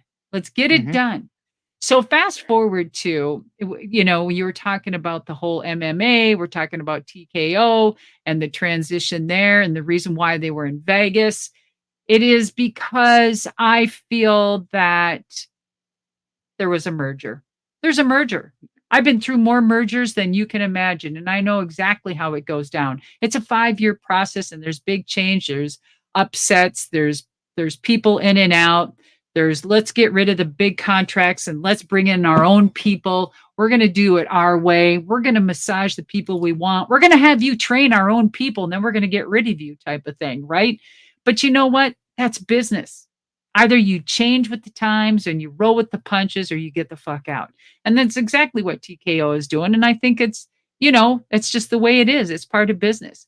But I think that WWE may have grown out of the PC Center. Now, wouldn't this be something, y'all? Is that the PC closes and they have Mm. to just bring everybody to Vegas because that is their new training ground. I mean, it's beautiful. Why did they have that there, do you think? Maybe they'll just move NXT out there and that's where everybody will have to be now. I don't know. It's just a thought. I think it's, maybe it's part of the merger. Who knows? Just my I thought. I think it's an astute observation because let's not face it and let's not get it twisted. TKO is a multi-billion-dollar multinational company that now owns another multinational multi-billion-dollar company. And Ooh. I mean, because WWE was Universal before TKO, and now it's only going to get bigger and bigger and bigger. And at some Well, point, Madusa and I will talk about the foreign market and the way that mm, WWE is intruding into Europe. Let's talk about France and yes. backlash. You've Oh, got Germany coming up this weekend, or not Germany, excuse me, Scotland, Germany coming up later this year. We'll mm, get there at some point, but I want to stay on Bull because she's so good. You called her by her shoot name in the speech. You did not call her Bull Nakano. Um, and Keiko. other than yes, you called her by her real name, and I can't say it, so I didn't want to Keiko. butcher it, so I said her real name. But the speech, tell me about the speech. It was very endearing. It seemed very Oh, sincere, very honest. Um, and it didn't seem like Vince McMahon or one of his 29 writers wrote it. It sounded like Medusa. So tell me about the yes. speech with Bull. Thank you. Well, I only had a week and a half or 2 weeks or whatever to prepare. And I love doing my diligence. And so that though the canvas was already painted and we already had a history, it was easy. So writing my speech, I wanted it to be authentic and just natural and just simple because it wasn't about me this time. It was about Keiko. It was about Bull. And it was her time to shine. And she said, Medusa, okay. She still called me Medusa. Medusa, okay. She even called me Medusa during her speech. It was so cute. Yeah, Medusa, okay, I speak English. I said, absolutely, knock yourself out. Absolutely. I think people will respect that. Just take your time, you know? And we had the little monitor in front of us that she could read. And so, and then I had my speech up on the monitor. And the monitor was full like this. The whole some of the speech, like a paragraph would be up there. And then, you were trying to read it, they would move the whole thing and you forgot where you left off. So when they moved it, you're like, you're trying to read it.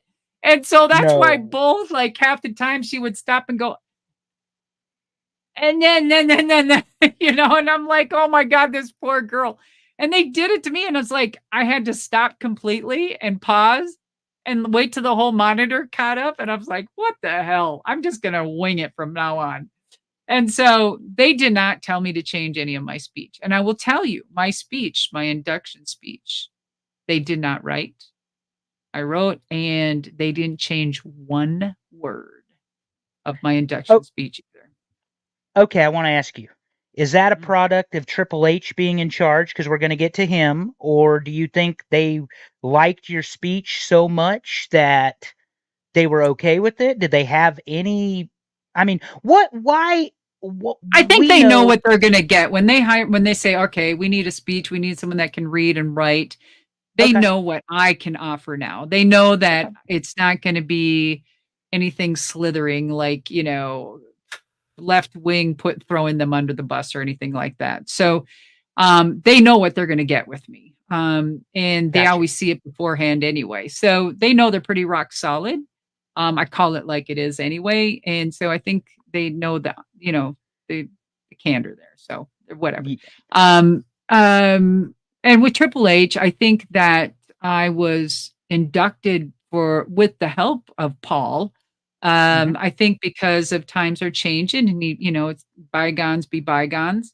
I think it's kind of isn't it strange how you have Shawn Michaels and Sonny inducted the same year, and then you have Triple H and Chyna going in the same year, and then you have me and I can't say that. That's another episode. But anyway, yeah, we've got a bunch of other episodes. Oh, there's a lot of shit to breathe and here. And look, guys, we haven't dived deep into Bull at all, but we will. Bull Nakano. I know you keep. I know you keep going back to Bull. I know, but she's one of my favorites, and it's not any offense to Madusa, but Bull had that airport look that everybody loved, the big ass hair, the makeup.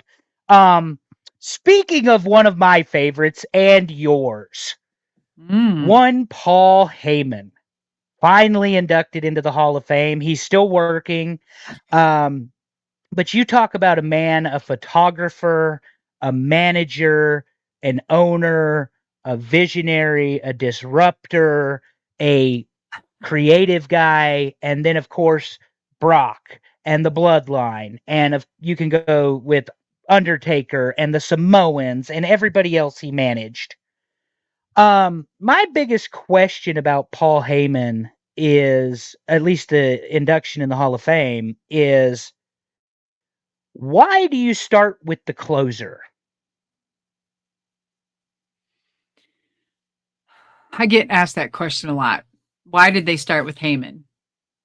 No. Number one is they knew what was going on, what was running, what was happening. And they needed the bang right out of the box because you just had a full show and you needed to keep people there. And you needed those ratings big going from one show straight into another. Now, that's just television. That's just me. If I was director, producer, whatever, how would I handle this? And I need a big fucking boom, right? So, but my thing is that then you have Madusa, right after Paul? Yeah. Follow that, honey. Okay. Yeah, there you go. But you know what? I wasn't nervous because the professionalism in me, and the thing is that's okay. Because Paul just Mhm. went out there and, said his diatribe and blah, blah, blah, blah, dysentery of the mouth, actually. And so they needed that momentum. They just, you know what Mhm. I mean? You can't keep this the whole time. So you do boom, ah, boom, whatever. That's how I took it. And I was like, you know what? And it was a great segment. Um, and I thought, you know, watching Paul's, I'm like, Paul learned something a few years ago. That looks familiar.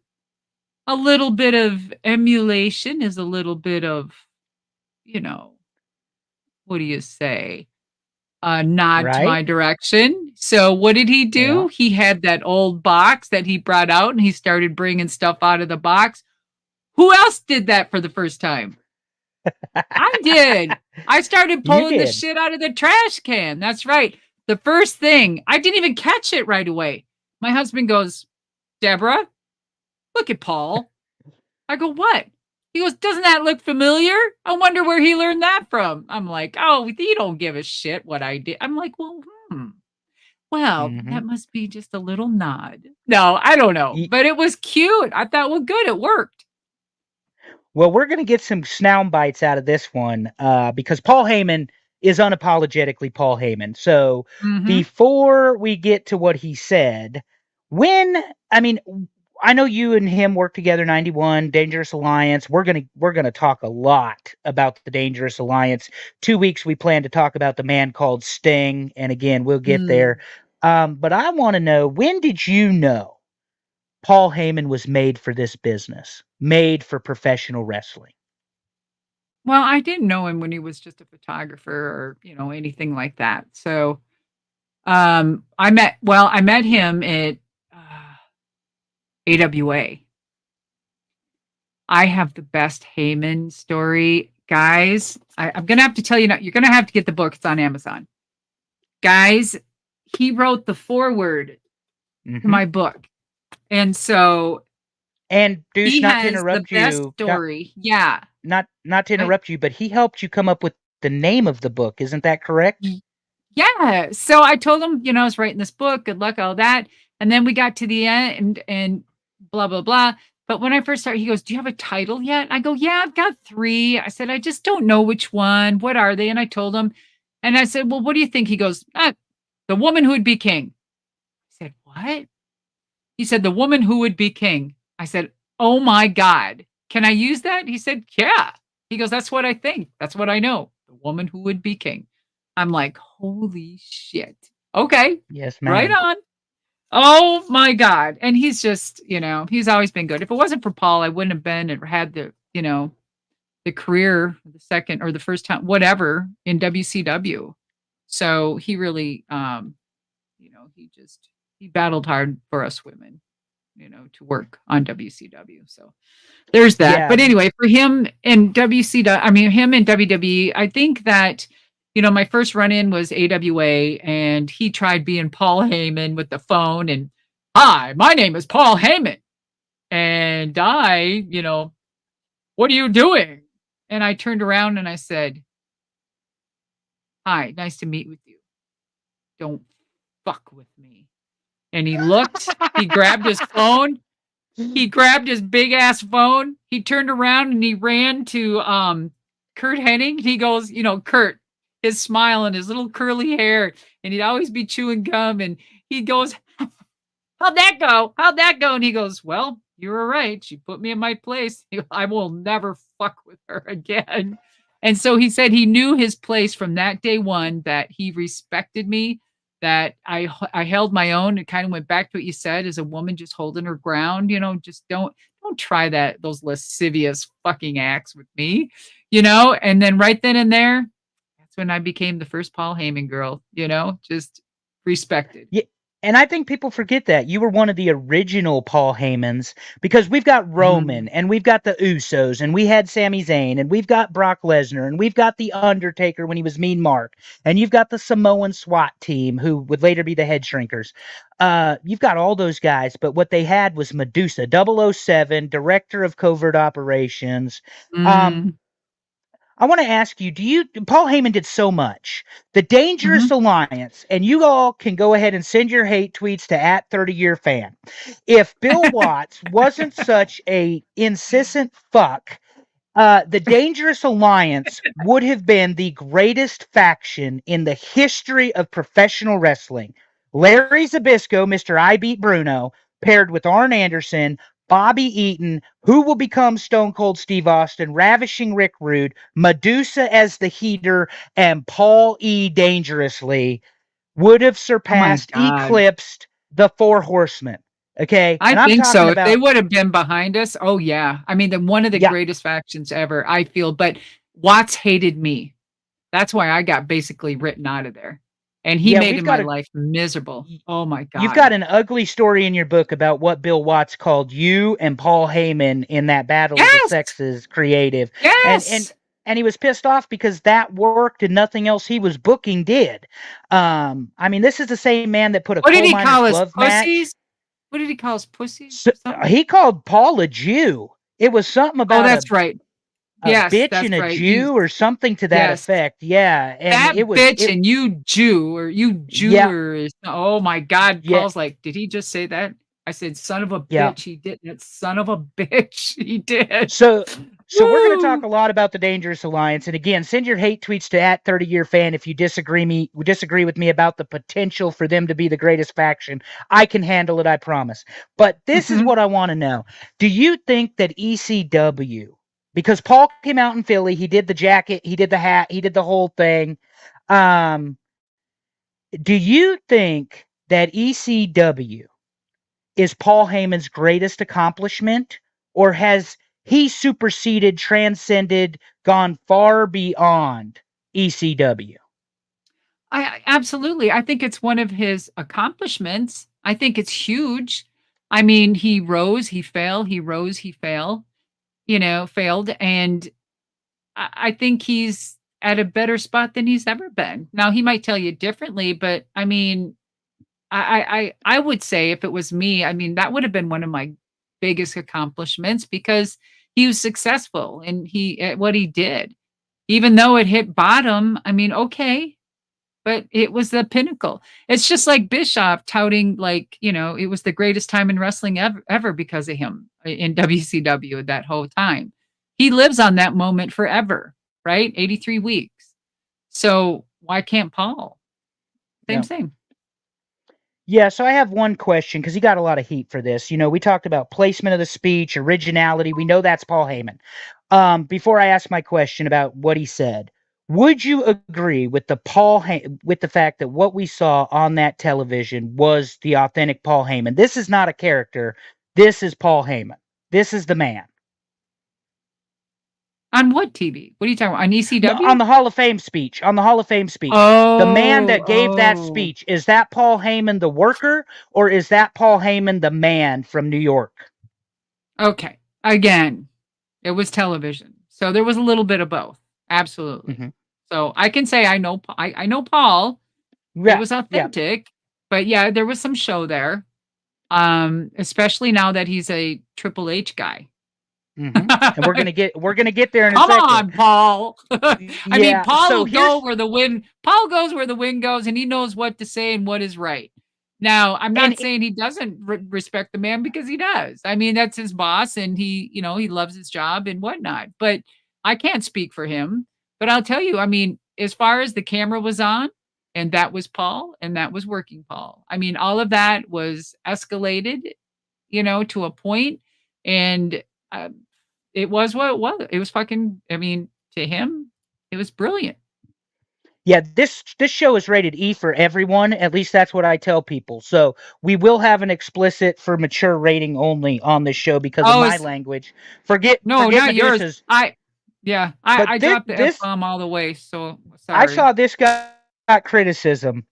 and I want your thought on it. We've talked a lot about women, but and we're going to talk about the Triple H comments in a second. But this Wait a was minute, one wait a thing minute, he wait said. before you even stop. Hold on, hold on, hold on. Did someone just Mhm. comment because there's too much fucks in this? No. I'm just saying No that fuck, we're going to no have an zero fucks we're, given. we're going to have an E rating because of the two of us. Because I am a level Oh, 5 bitch, and it is 9:49, and we're not through the notes yet. And okay. I don't care because this is awesome conversation, and I hope all of our fans, all of your fans, they're not my fans. I hope all of you guys watching, listening, are enjoying this. And be sure to let us know what you think. You can tweet me at 30-year fan. You can tweet Madusa at Madusa Rocks. You can tweet us at One True Yeah. Sport, at Paving the Way. But this is what I want to get to about Paul Heyman. Because there were Okay. people that were offended by it, but this is where I was asking you if Paul Heyman was Paul Heyman. If you think the spirit of ECW is dead, you can suck my fucking dick. So that's Paul Heyman. Mhm. I truly believe that's not Paul Heyman faking anything. I think that's Paul Heyman with the volume turned up to 11. What were Yeah, your he didn't thoughts give a on that? shit. Well, I Okay. think there was a lot of stuff going on that a lot of people may not have known or followed, or a lot of people did get it and they registered, they registered it. So for the people way in the back, you know, he didn't give two shits. Zero fucks given is what I was getting at. Yeah. So, and I respect him. And you know, I get it. And because the man has given his whole life to this business. He's he's given everything.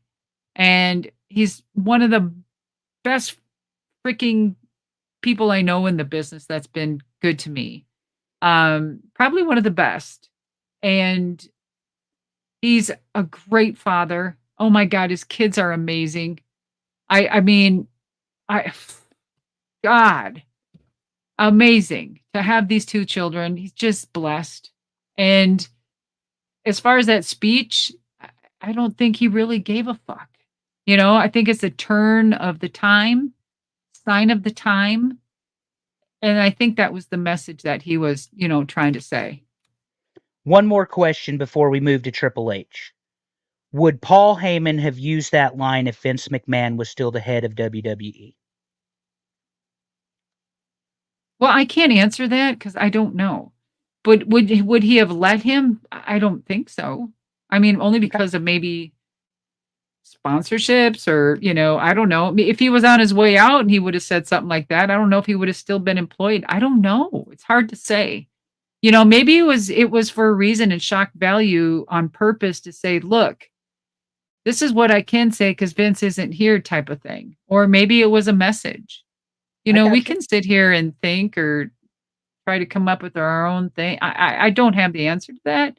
All I know is that, Vince is not there.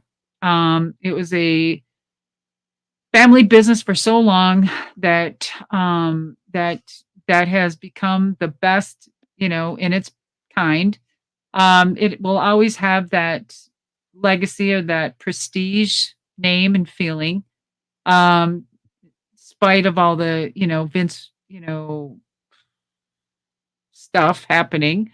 Um, it is what it is. But I think that there's a lot of good, bad, and indifferent. A lot of people are still, positive about, Vince because they carry a certain thing because Vince made them who they were.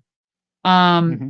and he knew what to do for business. And Vince did do that well I'm trying to divide things here in certain things between other You have to choices. compartmentalize. Yeah, there's a way. Yeah, There's a way he. compartmentalize very much so.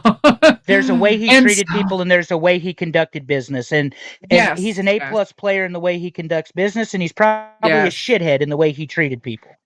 So I Um, can say this though, to back that up. I mean, I was a Vince's girl. Like he never no gestures, no lascivious acts towards me. He was very good to me at the time I was there. Even though I never made six digits. But I was a company girl. I showed up on time. I was never late. I never pissed hot. That means I never, shit didn't show up in my urine. And they could always count on me. I'd always did extra work, promos, whatever, charity work. And so I was a Vince's girl. And maybe it was at the time when, Vince had to be on good behavior. Maybe I was just lucky at that time that I didn't have to put up with this bullshit like other people, as they spoke about, had to. And that was, he was facing time. Like, it was the steroids scandal. Mm-hmm. It was the IRS scandal. It was the extracurricular activity with the secretary scandal. In fact, it's the same girl he's with today that he got in trouble with way back then. He's dating now. So I think it's the same woman. Don't quote me on it, but I think it is. But yeah, so it's absolutely mind-blowing that I can say that because it's true. I don't have a problem saying that because it was true. So, and the way it was going, I remember they just started when I left. They just had their very first financial meeting with all of the talent to teach them how to financial plan their money and how to put it away and save and, stocks. And I was like, wow, holy shit. And then it brings me today is, how did half of them not having any money today? And I was going to say, clearly their money management. Yeah. One thing we're going to talk about moving on is management of the company under the current structure. Obviously, Triple H, Paul Levesque is the chief branding officer, and WrestleMania was in my eyes as a fan. I'm not a wrestling insider. I'm not a journalist. I don't talk to wrestlers other than you. To be honest. But as a viewer, as a fan, as somebody who pays attention, WrestleMania was as much about divorcing WWE from Vince McMahon as it was anointing Paul Levesque as the man.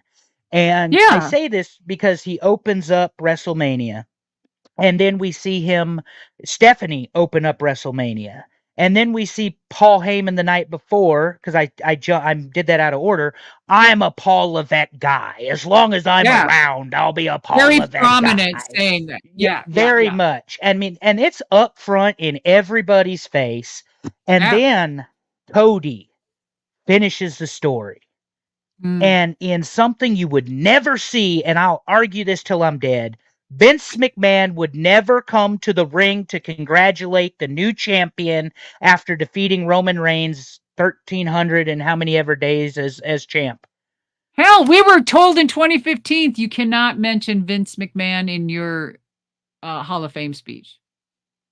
And Paul Levesque got called out by Paul Heyman, like right there, as did Stephanie, who was wearing the backwards hat, the ECW. But the in-ring segment, something that struck me, and this is just, again, an observant fan, Madusa, and I don't know if you know anything because I don't. Bruce Pritchard was also in the ring. Thank you, Hetty. It's a beret. I apologize. She was wearing a beret. I'm not cultured in any way, as you all will learn as we move this forward. It's a fucking hat. Why do we all? Okay, hat. We love it. But no, Paul Heyman. Paul Levesque rather, and Bruce Pritchard in the ring congratulating Cody. Let's face it, Bruce Pritchard is probably for the last, I guess once he came back to the company, the second, third, fourth most powerful man in professional wrestling. Triple H, second, third, fourth most powerful man in professional wrestling. Vince McMahon is Paul Levesque's father-in-law, grandfather to his children, father to his wife. Bruce might as well be Vince's brother or son. They are that son from another father. That close. You know what I'm saying, though? They are tied together. It was Pat, Vince, and Bruce for so long, and then the team expanded. I wonder though, Johnny Ace is gone, Kevin Dunn is gone, Vince McMahon is gone, Bruce Pritchard, maybe thanks to Cody Rhodes, is still around, and that's just my thought, because Bruce and Dusty were so close, and by relationship wise, Bruce and Cody are so very close together. So your question is what? Why is he just there? Just a thought. I mean, it's an interesting thing that you pull a chief executive and another executive of the company into the ring. I wondered if it was optics. I wondered if it was politics. I wondered if it was sincere. But Cody Rhodes has also proven he kind of does things that he wants to do. He plays by his own rules. So I didn't know if you had a thought on it or not. Well, I think there's a lot of protection going on in this business. Stuff we'll never know, just like our politicians. Mm-hmm. Fucking shit show, right? So I don't know. I'm not there. I'm not behind the scene. I can't answer that truthfully, but as far as an opinion, we all have it, just like an asshole. We all have opinions. So I would say there's a connection there. And respectfully, so whatever that is, I respect that because he believes in whatever. I can say this though about Bruce. I've never had any dealings with Bruce. I can tell you this about Bruce and how he's treated me. Bruce is a fucking amazing guy to me because there was one day when I first started something, someone said you need to call Bruce and he'll give you the inside scoop and tell you the way it is. And I'm just like, Bruce? Okay, right on. So I called Bruce, and Bruce didn't have to do this. He spent over an hour with me on the phone, just talking about business. And I got off that phone and I'm like, who does that nowadays? You know, who would take the time to do that? He didn't have to do that. And I will never forget that. So what I'm trying to tell you people is that even though we see things or how I've had experience with some people, or it could be good, bad, or indifferent, it doesn't mean other people have had that. Even though as much we may dislike that because we've had a bad interaction or someone's had a good or bad, but we fucking hate it because we had a bad, experience. It doesn't mean we can't, we're not trying to make everybody else hate or like, because there's going to be people that think differently. So with Bruce, he's treated me well. Every time I went back, nothing but, he's kind. I have the greatest Bruce Pritchard story afterwards. Bruce was really big at one time, and Bruce lost all this weight. When I went back to WWE, I don't know, the second time I saw Bruce, he came up and started talking to me, and I'm like, I don't even know who this guy is. And I'm like, yeah, hi, yeah, uh-huh. I didn't say much at all because I didn't know I'm like, who the fuck is this dude? He left, and they're like, Deuce, God, that's so cool. I didn't know you knew Bruce Pritchard. I'm like, that's fucking Bruce? Oh my God. He lost all this. I didn't even know. I felt this big. And this whole time, until I saw Bruce again, 6 months later, I still apologize every time I see him to this day about that incident. And he goes, I know, Madusa, you didn't recognize me. I did lose a lot of weight, But here's the thing. We all have skeletons. We all have things. We all have things that I won't share with people. There's going to be things I'm going to take to my grave about this business because it's nobody's damn business. If I choose to share it, I will someday. Maybe, maybe not. But the same with Bruce and Vince and Triple H and Paul and everybody else in this business. There's some things that we love and cherish so much about this that we just talk amongst ourselves and have the greatest laugh ever. I think that's I really think that's fantastic that you think that of Bruce. And I want everybody to hear me in a loud, clear voice. I'm not accusing Bruce Pritchard of knowing anything. I'm making the point that he knows Vince McMahon and was part of his inner circle. That's all I'm saying. Yes. So. Yes, he is. There's no denying that. Right. But he was never treated me like shit. Well, and all I'm saying is TKO coming in, Kevin Dunn is gone, yes. Johnny Ace is gone, Vince McMahon is gone, and these are Vince guys. That's all I was saying. But But so is Triple H, and so is Shawn And so Michaels. is Triple H, and so is Shawn Michaels, and so is the Road Dogg by extension, and so many of the Yes. rest of them. And I Are would those guys never, gonna leave too? Are they gonna leave? So are they gonna clean house completely and get rid of those guys? Is that gonna be the yeah. best thing for the business? And I'm not accusing any of them of anything other than an association with the man who had a 134-page lawsuit dropped on him in federal court. And apparently the Southern District of New York or something is going after him now. But we're going to talk about something a lot better, and that's Saudi Arabia, because everybody Oh, wants to hear jeez. Madusa talk about Saudi Arabia. And then this is how we're going to wrap Why? our show up today, Why? Deuce. We're going to talk about Saudi Arabia. We're going to talk about modern women wrestling. Okay, so Mm, Saudi. For those of you who don't know, I am the research guy, but I'm also a historian. I have bachelor's degrees in political science and history. I have a master's degree in history. I'm a published author, and I have done extensive research on the Middle East thanks to this little event called 9/11. Now, none of mm. that means anything for professional wrestling, with the exception of I have an understanding of some of these cultural contexts. Okay? That's all that means. And I'm setting you up, Madusa, and you know I am, because we're talking about Saudi Arabia, a 10-year Fucker. deal, $50 million a year, in a country that loves to execute gays and reduce women to property. And if you're disabled, they're going to put you somewhere. And by the way, 15 of the 19 hijackers were Wahhabis, and that's a sect in Saudi Arabia, Yes. extremist Islam that thinks the Jews don't deserve to exist, Americans don't deserve to exist. If you don't bow your knee to Allah, then you're an infidel and all this other stuff. This is not a political show. That is the context in which the WWE is operating. But I think there's some hope in the relationship with Saudi Arabia, and this is what I want to ask you. When they started this deal with Saudi Arabia, women weren't even allowed to go. The last event in Saudi Arabia was called King and Queen of the Ring. The last event in Saudi Arabia, 3 out of 6 matches, there were only 6 matches, featured women. So, in your thought process, um, in your thought processes there, Madusa, talk to us about Saudi Arabia, the evolution of this relationship.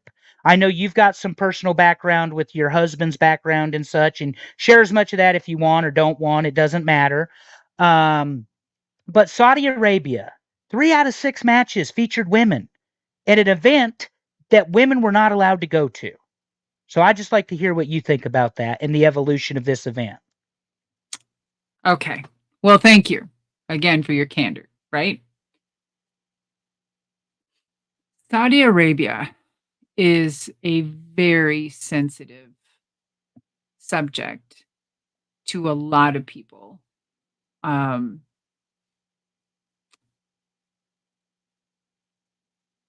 one, because of their history of everything that you mentioned. Now they have a relationship with WWE. Vince had a big, I mean, that was his big baby, his big deal making. That was Vince. Again, that was Vince. And I'm going to back up a little bit. I feel that Saudi Arabia happened because of a couple things. And I dig deep to try to find out my own answers and come up with my own thoughts and opinions with a lot of seasoned jibber jabber from other people. So, with my experience with Saudi Arabia with my husband, he's a command sergeant major of the army. Um, I can tell you that Middle Eastern um, can change people. My husband being over there for a while, he was deployed a year, came home for months for 4 months, and then was gone another whole year, whole Mid Eastern time. I didn't even know who my husband was when he came back, and it was like very, very different. Very his way of thinking. Women need to do this. You get me that. You need to do that. I was like, what the hell? Like everything changed. Now, being married to a military man, first off, isn't easy because of deployments and whatnot. But I signed up for that and it worked, and our marriage has been great. We've gone through our ups and downs and adversities, but we worked through it. And that was the hardest time, was at that time, because he came back as a changed man to everything that you were saying, basically how men thought about women. And it was like, check yourself at the fucking door, go get Mhm. some help, we'll work together, da da da da da. And it's been, I mean, he realized what was happening, right? And so that being said, and then I see what's happening with Saudi Arabia and WWE, and I thought, oh my gosh, what happened? Times change. Is it that whole culture? What's going on? So I started paying more attention. And of course, I heard that, I think it was the first time over there, women weren't allowed, right? And Mhm. so I think it was the second or third, a second time, then there was one match.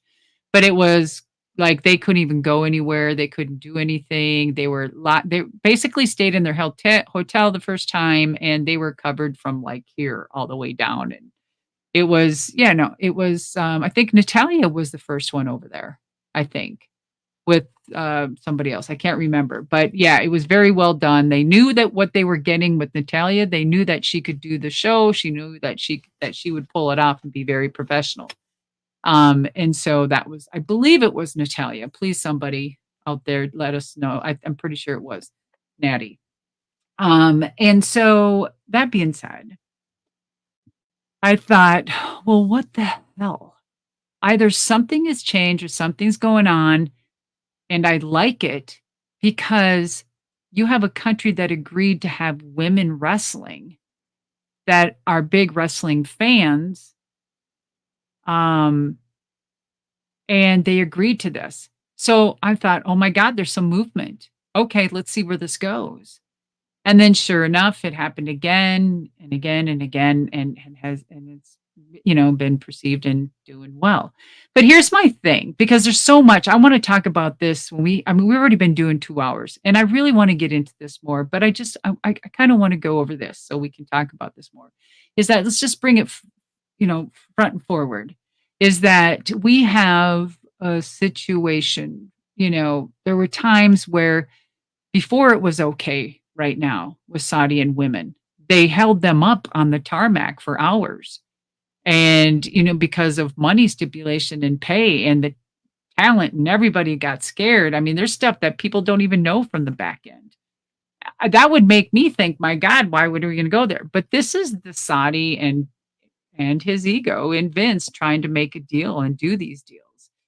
And it's about money, money, money, money. And they've got money. So I'm thinking now, to get to the main point of my long story, is that I feel that Vince knew from then years ago that he knew that he was going to position himself to sell WWE, that bringing this deal together was going to put the money and the uh, how do you say, bring the value up in WWE, having them as partners and them making their deals to do whatever they needed to do to make it look good so Vince could go ahead, um, uh, get it for sale, start positioning, knowing that he's got a lot of dirt in the background with all these problems, NDA, all this bullshit, starting to get the roll on that, starting positioning himself with lawyers, starting to clean up messes before it even goes on sale. This is what happens. People just, you just don't sell it and say it's done and over and all these things happen. It's a process. Mergers are process. I've been with 3 companies that fucking merged, and this is what happens. It's like a 5-year deal. So I think Saudi was a part of it, to value that, to collect to bring it all together, to have part of this, money coming in. I don't know. It's just my observation. And so when TKO, took over, I think that having this position is going to be interesting, and what continues with it. Who knows how long? I think it's a 10-year deal that they did with Saudi. And this is how I see it. Why can't they take Saudi? and make it their sister company of WWE over there. Why not have WrestleMania over there? That's their next step. Why can't it be the sister company capital over there and then start doing your WrestleManias in different countries? So that's my whole thought on that. And how they perceive women and treat, who are we to tell other countries how to do it? We may not like it, but there's a lot of fucking people that hate us. Right. And so, Fair they point. think of us loud, boisterous, arrogant, fucking lethargic motherfuckers. So it goes on and on with every country. And it's amazing. I'm just glad that it's evolving. We'll see what happens. You just want the Yeah, best. I agree with you, and we'll wrap this portion of the show up, and we'll talk about it more later because we're going to talk about women's wrestling rapid fire here real quick and be out of here.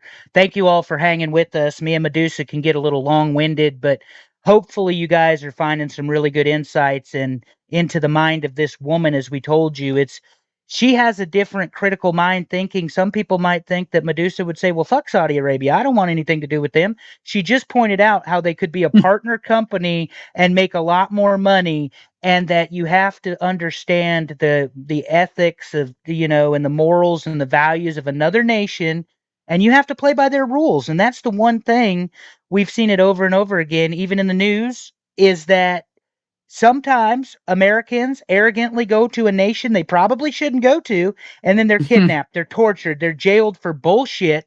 But that's Mhm. the way those countries operate. So um Well, we got weak. We got weak on a lot of those. We need to start hammering down on our fucking when someone does something wrong, you do the time, man. You do the crime, you do the time, bitches. That's what we need to get back to. So here's the thing too.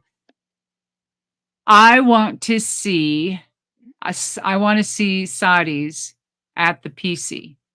yep. I want to see Saudis at the PC. So if wouldn't that be great to have some of them start training and becoming wrestlers? I'm talking about what my deal would have been, men and women over here training from Saudi Arabia. So there. I think that's an awesome point. And the last thing, I think you've already said it. And I think it's what they're trying to do incrementally. By the way, it was Natty and Lacey Evans. It was 2019. Thank you to Okay. Eddie and D'Angelo and Google, because I had to look it up. And the name of the event at the time was Crown Jewel. So you can Yes. already see too the evolution of the names even in the Saudis. Yes. Yep. So I think we got a lot of hope and a lot of potential. I think women in WWE, and it's weird that wrestling can be used this way, but wrestling is universal, and that's the one thing we know. 477 people at 1017 are watching me talk to you about wrestling. Are you Okay, I, serious? I am dead serious. Now it's 478. We have 478 people watching our Hi inaugural guys. episode because wrestling is universal and it doesn't matter. The Wait, language doesn't matter. wrestling is real. People are fake. Correct and I'm just correct. But uh, the Saudi Arabia thing, I think women are going to be used to soften perception. I think yes. WWE has positioned themselves, and let's face it, as big as WWE is, TKO is far larger. That is a much Are more. you kidding me? People don't realize how big that fucking so you got TKO, Mhm. William Morrison or William Morris, that's a fucking agent, like, Clooney and all them may be with them. I'm not sure. But and then you have Sony. Do you realize the mountain of excellence? Like you can call it what it is, but I mean, you have mammoth people in control. So this merger, why wouldn't they want their people taking over WWE? And that's why people got so scared too. Yeah. People started fleeing and leaving and moving to AEW and all this other different places. And because there's a lot of big change happening. Yeah. There is. And one thing that is changing, and it's positive. We always want to bring out the negatives and the positives because Madusa and I are very honest people. Women's wrestling particularly in the WWE, because I will shit on AEW because I don't care. Um, Oh my God. Here has we come. go. Buckle up, sweetheart. Let's get ready. The state of women's wrestling, though, is in such a Oh, great position, and they're not done yet. That's what I'm saying, Deuce. We're not done yet. And I mean, women are main eventing WrestleManias. They're main eventing SmackDowns and Raws, and yes, Dynamites and Collisions. Women are being yes. featured in far more ways than they ever have been in the It's professional about wrestling time. It's product. about goddamn time. In a minute, in a minute. It's about damn time. Okay, yeah. And it's still not enough. But we're going to go rapid fire because again, we've been here a while. Oh And I God. want to talk to you about the state of women's wrestling. A personal favorite of Red here, as you That like to shit call me. crazy. They're all crazy. They're all crazy, but a personal favorite of mine is injured right now. That's Rhea Ripley. I think Rhea in WWE has become you, the Oh. badass. She Mm. is. The difference is, and don't be offended by this, they agree that she's the badass and they're pushing her to the moon. She has transcended the Judgment Day. She has transcended being a good guy, bad guy, heel, or babyface. Rhea Ripley is universally loved at 30 years old. And I think she's the face and future of WWE. Your thoughts, ma'am? Okay. So, I love Rhea. I will tell you, in person, she's genuine, soft spoken, sweet. She's talented. She's worked her way up from the bottom, and she is she's it. I mean, she keeps going what she's doing. I think that she's gonna morph into something even more spectacular. I truly believe it. I think that, I think it's kind of like getting older with wisdom and Mm-hmm. knowledge. It's like as we were young and babies, our parents take care of us, and then we grow older and we end up taking care of our parents. So it's this whole full circle of life. And I would love to see something like this because it hasn't really been done, especially with a woman that when she first came in, she was this way, this type, this look, this thing. And all of a sudden she is morphed and grew into this woman, this badass. Just the look is like completely like black and white. What a way to come around and shift to go back into this woman. You know what I'm saying? I'm not saying she should go back into this character, other character, but I mean, even if she just keeps evolving into the same look, it just, it becomes the same thing. I love like Asuka. She's Japanese girl, but she's always changing with her face paints and her things and stuff. But so it always keeps you on the edge of your seat. You always don't know what you're going to get, right? With Asuka, her work style is badass in a certain way, and she's going to pull something out of the bag. And with Rhea, we know that she's a powerhouse. I know that she's becoming more confident within her own style and being able to carry herself in a match and another person. I still think she's still got time to go to get to that peak, peak. Yeah. And Absolutely. we'll talk more about her down the line, I know for a fact, Mhm. but this is my final thought on her. Rhea Ripley has the potential to eliminate the word women from wrestling. Mhm. And what I mean by that is we talk about male wrestlers and we talk about female wrestlers. And I personally think that Rhea Ripley has the ability to drop the qualifier where we are talking about professional wrestlers and we don't qualify the fact that she is a woman. We qualify the fact that she is a professional wrestler. I think she's got that potential and no other woman wrestler probably since you has had that potential. Well, I Um, I mean, I know I'm sitting right here and thank you for all those kudos, but I mean, I don't know. I think there's been women that could work that just didn't get the spotlight because it was just a fucking mess from the Attitude Era to the Divas, and they just never got the time, the respect, the quality that they deserved, right? That's a long fucking mess, and there was a lot of girls that could work. There's a lot of girls that. And so we finally get to a point where we're showing all of this on a scale of, 6, 7, 8, 9, and 10, right? And mhm. she does have that ability, but there is a couple handfuls. I'm hoping and I'm watching and but I want them different. I don't want all of them to look the same. When you got all the girls that come out of the same mold, that have the same shiny shit, I love the ones that have characters. What happened to characters? Mhm. What happened to the creative for women and the storylines and the length of them? Where the fuck is a 90-day segment? We have a year or so of the bloodline.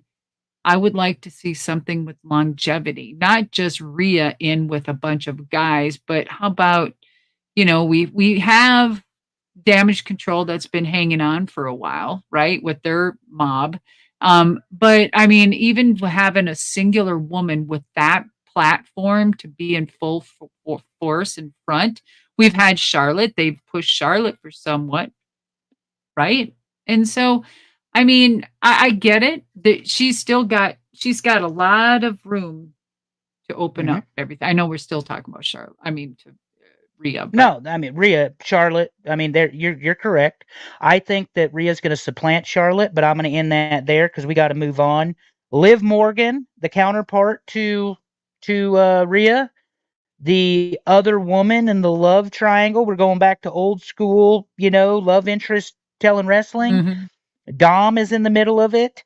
Dom doesn't, Rhea doesn't get booed when she's with Dom. Dom gets booed because that's the gimmick. They've got Yes. this little love triangle thing going on with Liv. Kind of reminds Liv me to of your Evan Courageous and myself. So anyway, yeah. Liv to your point is a completely different character altogether than Rhea Ripley. So I really like what they're doing with her. I think they're kind of going back to the well with the love triangle story, but Keep talking. oh, okay. So I think they're going back to the well with the love triangle story. But last night on Raw, if all of our listeners saw that, they had her jump on Dom, and now it's become a meme and everything else. Um, but I think Mommy, as they call Rhea, is coming home to whoop that ass, and she's gonna get both of them. She's gonna get Dom, and she's gonna get Liv before it's all said and done. But to your point, you talked about patience and storytelling. The Yes. bloodline story is actually almost 4 years old, not 1 year. So that does give us the 4 years old. indication. Four Shit. years old, yes, ma'am. 4 years old. Where is the planning with women like that? Yeah, If well, we're in they this new damaged. era evolution, then where the hell is it? Well, with Damage Control, they threw Bailey out now, and then you've got the kind of elements they've got working there. And Bailey is a world Mhm. champion, and she's on a collision course with Nia Jax after they get past. Oh, the woman you drafted, you and Piper Nevin Piper, yeah, is yeah. going to wrestle Bailey at the next pay per view or PLE, excuse me. Um, Great wrestlers, Jade, Bianca, Nia. WWE is stacked with women wrestlers to the point, Madusa, we get 5 hours of wrestling on Mhm. WWE plus NXT, so you get 7 hours. The women could have their own show. I've made this argument for a year. The women's roster in WWE is so stacked, so deep, Murderers Row, 1927 Yankees, that you could have an entire show, episodic television with women in the You WWE. could. You could. But all due respect, the women's an all women's show, they tried it with May Young or the May Young gimmick, right? The Mae Young It was Classic. good. Classic, yeah. They Hmm. tried it there and then they dropped the ball. I feel that if they would have continued, it would have took 1 year, 2 year to keep building that up.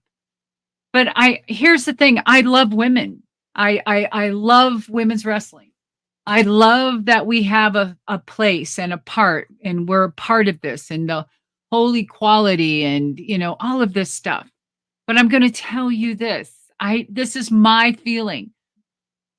If there was an all women's card here in the States, I don't think it could sell out a WrestleMania auditorium. They're not there yet. An all-women show could not fill the Pontiac Silverdome. You know what I mean? Well, that was I don't. 93,000 gimmicked. Come on now, lady. What about 20,000 screaming French people because they love it? Okay, By the maybe way, 20,000. Okay, yeah, maybe. the But I'm the telling you, this is women still a man's sport. And I'm for women. This is where everyone's gonna be confused. This is still a man's entertainment soap opera. It is. And there are women involved more so. There's a women part of it. There's women running it. There's women producers. There's women. But the majority are still men. And it is what it is. And we can fight this to the end. But why can't we just call it what it is? We can have an all-women show. But let's not try to shove it down everybody's faces saying it deserves it. Okay, we're doing great and working hard to where we're at to have these women's equal matches, especially in Saudi Arabia. What does that tell you? But let's walk before we fucking run here. Let's get these creative things happening first before we try to have another all-woman show. It just, you know what I mean? We need creative because these women are only as good as their fucking team.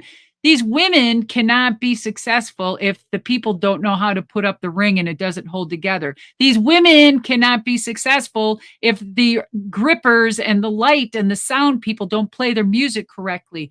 The women cannot be successful if the seamstresses cannot sew their shit together and it falls.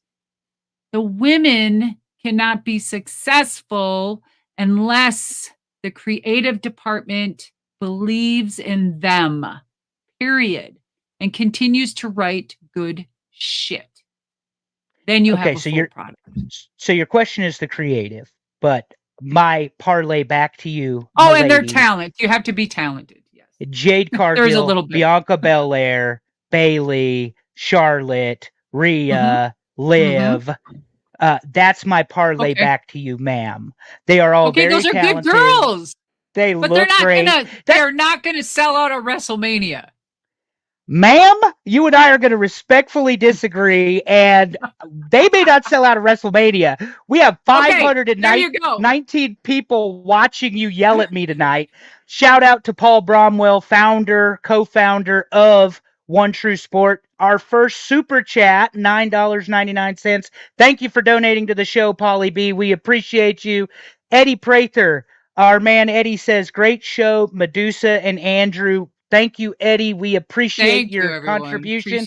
It really does help us because this does take time, effort, energy. And again, you know what that's going to do? We're gonna divide those funds because I'm gonna punch this motherfucking mic right now because you're gonna piss me off, Red, and I'm gonna have to buy a new mic. You're gonna have to buy a new mic. Okay, real quick because we got to get out of here. AEW. So we talk about the empowerment of women. I don't know that you've got a more empowered woman on a roster in professional wrestling than Toni Storm. Chin up, tits out. She's doing this whole whatever. Pondwater Dave, new member to the One True Sport, can tell me the gimmick she does in the black and white. Somebody put it in the comments because I'm not that old.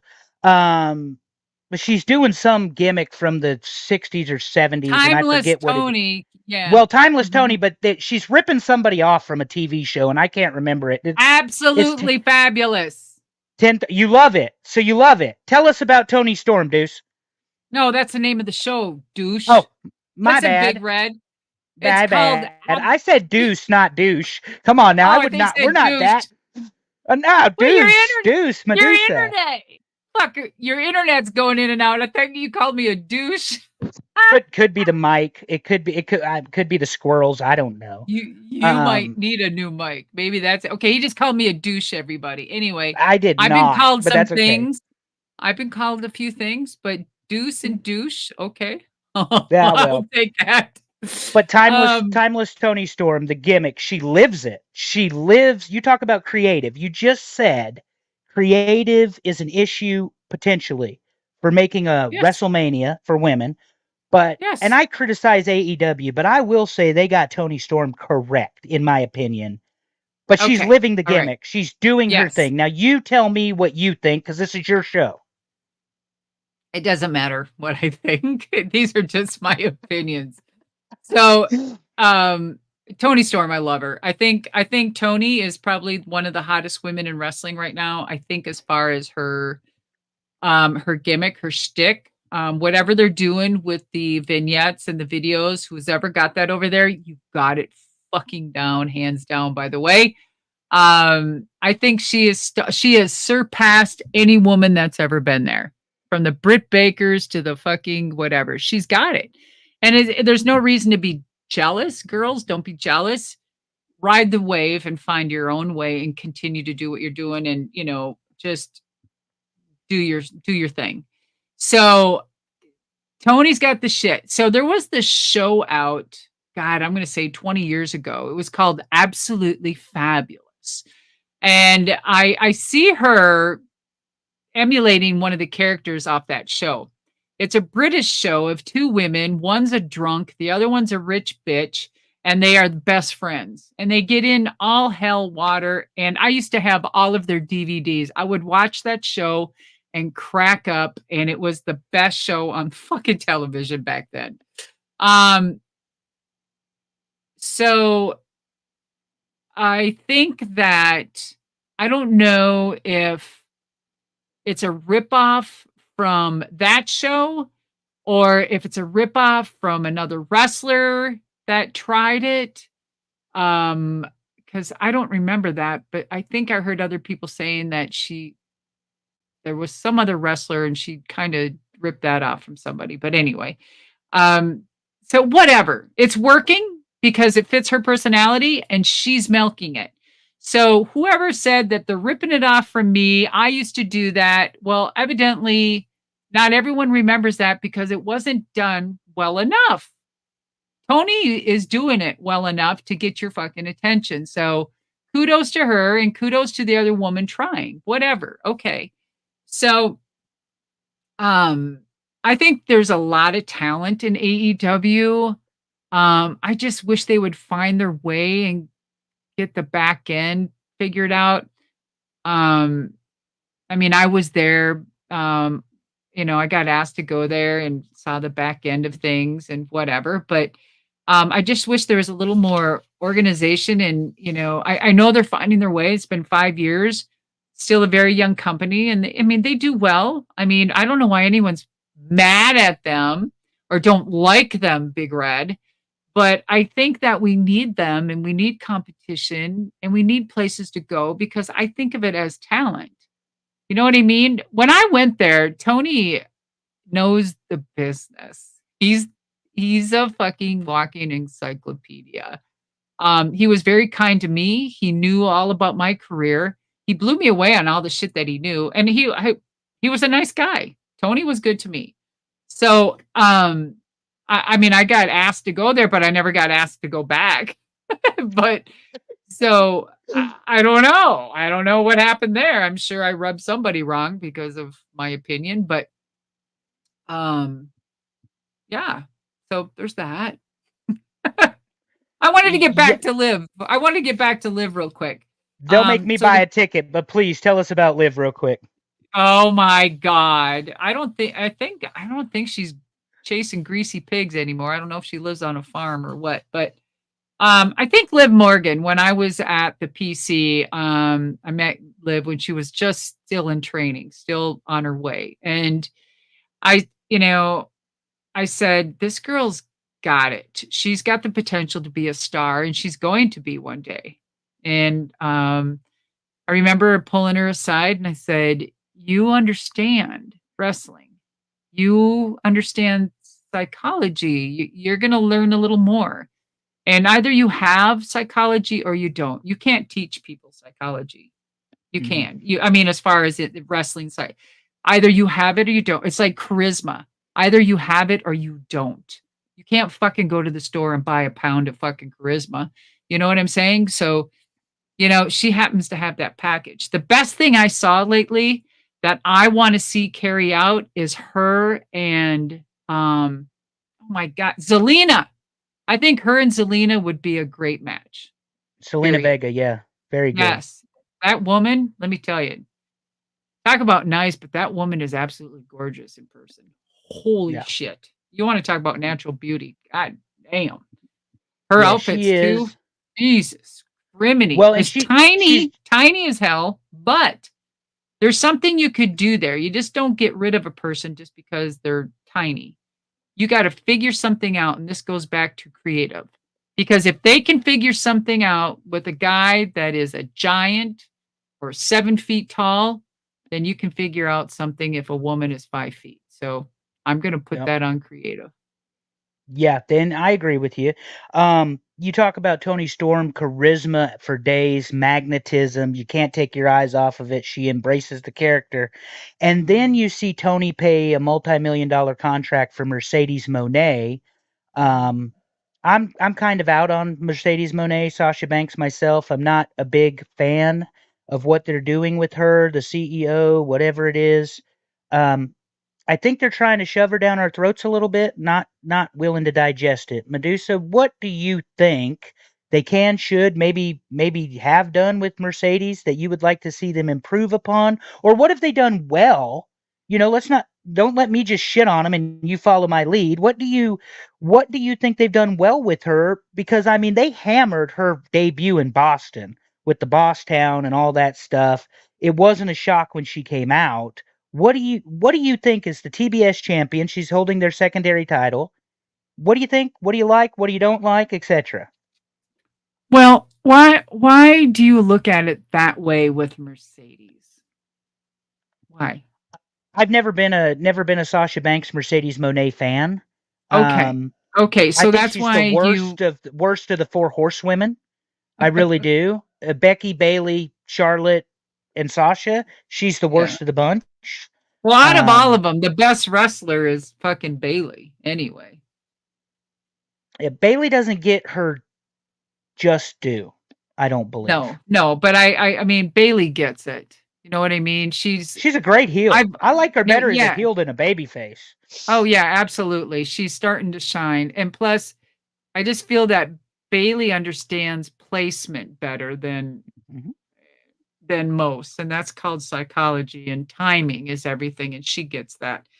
Bailey's fun to watch when there's circumstances when there's a lot of women, and you can tell that she's very in tune of what's happening and where people need to be. And she's like the conduit to the fucking spider web.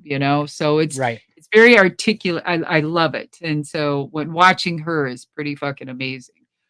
So quick over there to Bailey. So I mean, so Liv, I love Liv. There's something about Liv, like I said about Bianca 6 months ago or a year ago or whatever I said about Bianca. I said Bianca is going to be a star, but there's something missing from Bianca, and there was something. She's athletic, she's beautiful, talented, and I mean, spending time with her, talking to her, whatever. You can't. I mean, what a great person. You can't have a better person than having a person like that probably as a friend. However, there was something in the ring style. I think, I don't know if it was uncertainty. She was hesitant that I was seeing. So when I talk about the girls, it's not a dig. These are just things that I see and that I catch and whatever. So these Mhm. are just things that I hope that someone will talk to them about or help them with or whatever. Um, and so I just saw like hesitancy in something and that there's something missing. But now I think she came into her own and felt confidence. And there's something happened when Jade came in. You saw her and Jade really mold together. And I think there's a lot of familiarities that you have husband, wives, kids, experience, and then they're on top of the world. And so that really helps a lot. You saw that with her and Trinity. And I don't know what the hell happened to Trinity. I don't know where she's at. But I think that from Rhea to Liv to Bailey and then to Jade is just what a great move it was from Jade from AEW to WWE. Now that was a great transition for Jade. That definitely escalated her career. Getting a lot of flack. She just rose to this. She was getting a lot of heat from people. She and I got it, people probably felt, the way they do to Jade as they do with if they when they did about Goldberg, he had, people he had no right, he didn't know what he was doing, he fucking got pushed, he was making all this money, and people were, putting the equivalents to that as to Jade and Goldberg, and I'm like, well, goddamn, you can't hate on people getting a break. It is what it is. And so you want to hope and help and just they succeed, right? But as far as Mercedes, and the four horsewomen and stuff, I thought that was a great angle. And I don't know why they fucking didn't continue. Maybe it was the whole bullshit from Ric Flair again being so fucking, sore ballsy about Becky using the man that using the four horsemen was still a stickler. I don't know. I don't know. I don't know. I don't know. Maybe it's just I don't know what that was. But Mercedes, I wish that would have gone further with the four horsewomen type of thing, and then with the other with Baszler and Rhonda and the other two, that would have been fucking that if they would have done that and kept building that and built that for a year or two like they did the bloodline, that shit could have been off the goddamn Richter. But it didn't. Whatever. And as far as Mercedes and her and Trinity and just bowing out and doing what they did, and what did they do? They had the tag team titles, and they just went in and said, we don't want this or we deserve better or something. It is what it is, people. They believed in something, they did something, they stuck to their guns. And it takes movements like that, like it or indifferent. You don't know. You weren't there. You don't live them. You weren't in their shoes. You don't know what they were going through, right? I guess. But fuck, whatever. It worked. So back to Mercedes and AEW. Who cares? She rebuilt herself, rebuilt her brand. However she did it. Did she hurt you? Did she hurt other people intentionally or on purpose? I don't think so. Did she build herself to the CEO? Fucking, whatever? Fuck yeah. And it just rubs people the wrong way. She should be that fucking heel and milk it like a motherfucker and rub that shit in their face because she's laughing all the way to the bank, baby. But that's it is what it is. And her work style and ethic, yeah, I mean, not the greatest worker in the room, but improvement, sure, needs improvement, absolutely. But hey, it's when it comes to branding and shit, fuck. You tell me one woman that has done that. Yeah, she just ain't for me. That's all. Now you mentioned Jade and Bianca. I'm long-winded, and all you come back with that bitch. Nope, she ain't for me. No. This is you're gonna like this. So go ahead and take your drink because I don't want to make you choke. You mentioned my girls, Bianca and Jade. Yes. Jade has the airport look. You always hear about the airport look. You walk through a damn airport in America and you see Jade Cargill and she's somebody. She's somebody.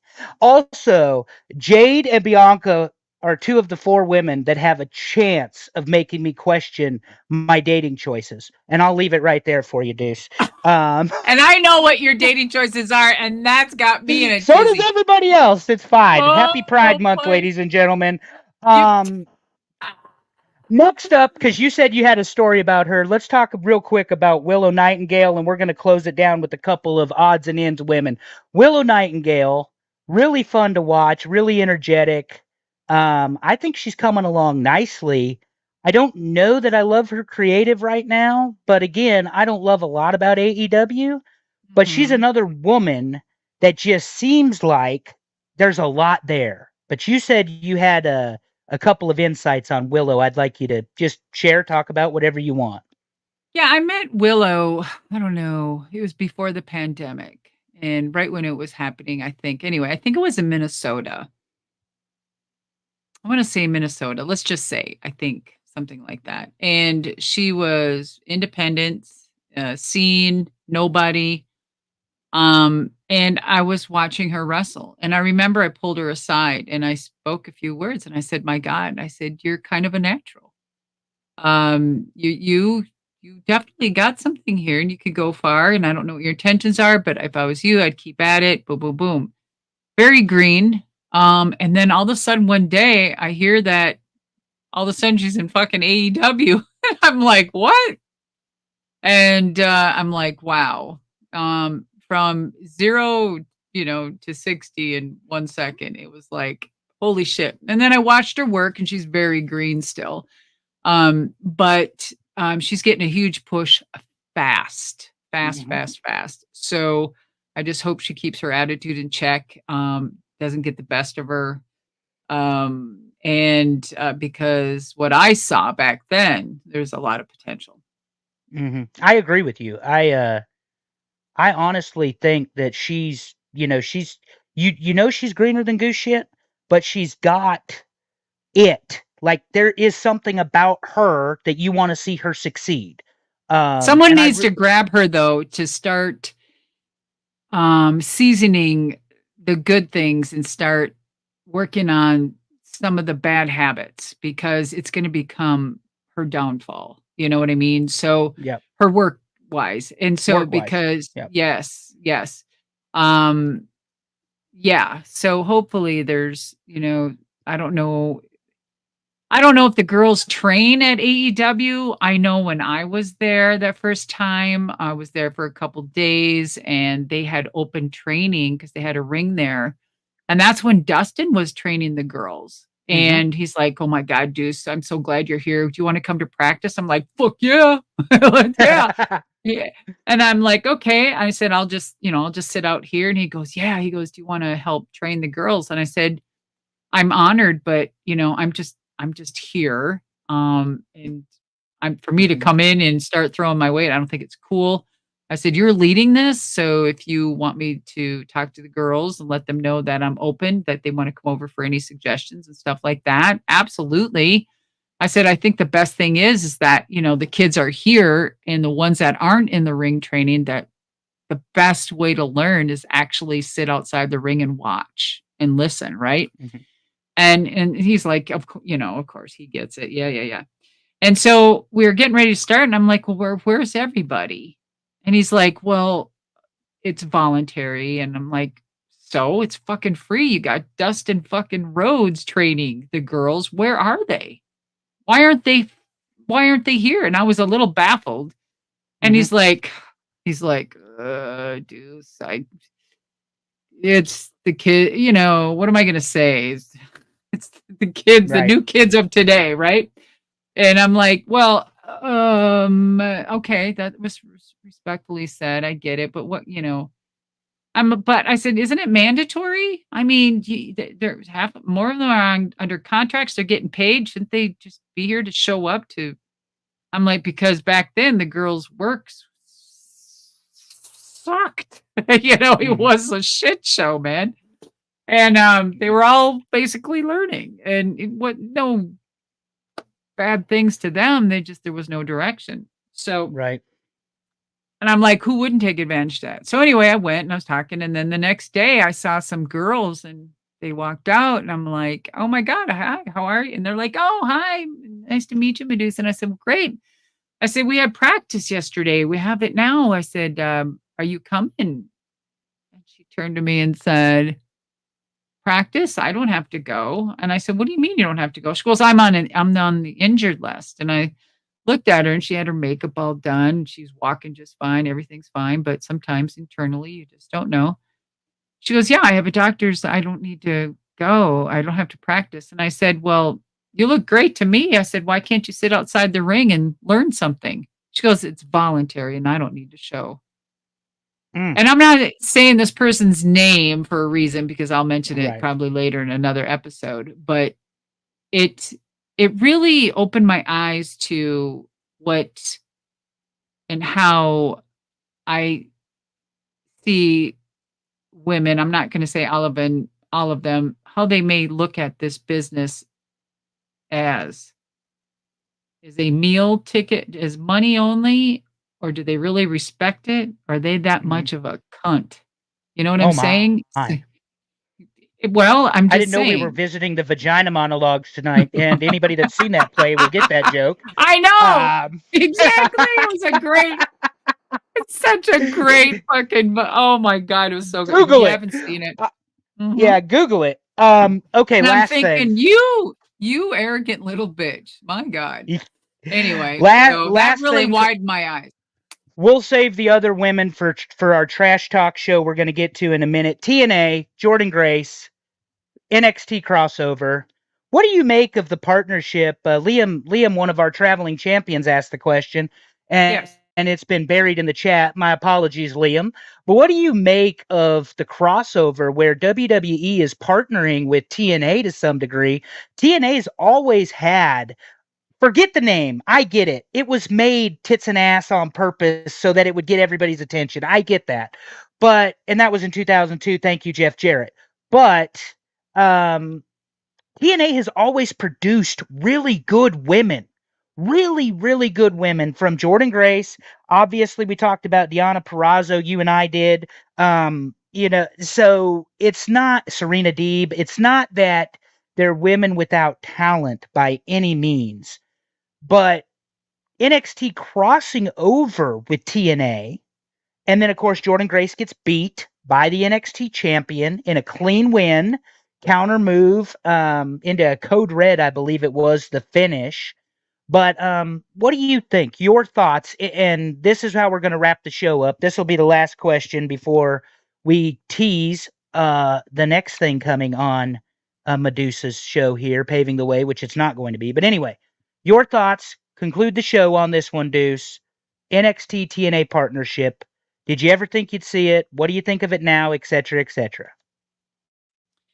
So, a couple of things. So, you kind of watch things, it's kind of like a merger and a takeover, a corporate takeover. It's like a 5-year process. People don't know what's happening until people start getting let go. Then you're already fucking elbow deep. So with TNA, first you see some movement, people leaving, this and that. Scott is gone, Diamore, and it's a lot of questions, right? What's going on? You first see, I think it was Mickie James with WWE doing her thing, and then Jordan Grace, and then Jordan Grace is back, and now we're doing the titles stuff. What a great relationship it would be if TNA became kind of like Ring of Honor, right? With AEW. So why can't it be a sister and another OVW type of situation? Maybe they might scoop it up. Maybe they might buy it. Maybe they might have continue to have relationship with it because there are some good women out of there and they use it as a farm team. You know what I mean? I just my thoughts, but there's always been great women that produced out of there. Strong women that, have made their way. A lot of women that were in WWE went to TNA. Gail Kim was one of them. And of course, you could see her parallel with her being at the MMA fight. And then, of course, Jordan Grace being there. So that's why that made sense. Absolutely. And again, I think it's a buildup for Gail Kim going into the Hall of Fame maybe next year. Just my thought. Yeah, I would say she's due. I always liked Gail Kim, but she obviously had serious heartburn with her departure from WWE. That's not a secret. But who hasn't? Yeah, well, you did. And along with everybody else, but there was some serious heartburn there. But then she made it, TNA. Look, this woman made believable music, believable matches with Awesome Kong. Awesome Kong, fantastic female wrestler. And could wrestle men, I mean, she was a legit badass. But Gail Kim found ways to make music, as I like to call it, because I believe professional wrestling is art.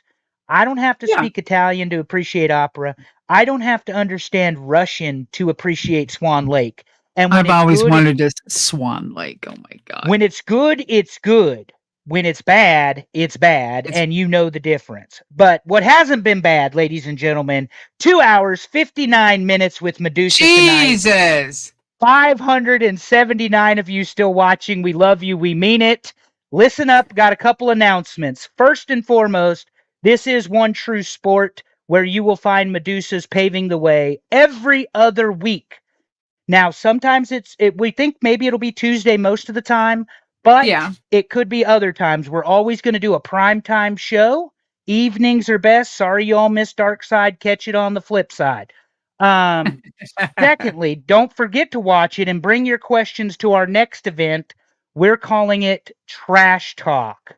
Trash Talk with Madusa is a show where she and I are going to push the envelope. Maybe? Yeah. Deuce, Pick what do you parts out of this. Pick parts out of our 3-hour segment and trash talk about some of this shit. trash talk about this shit?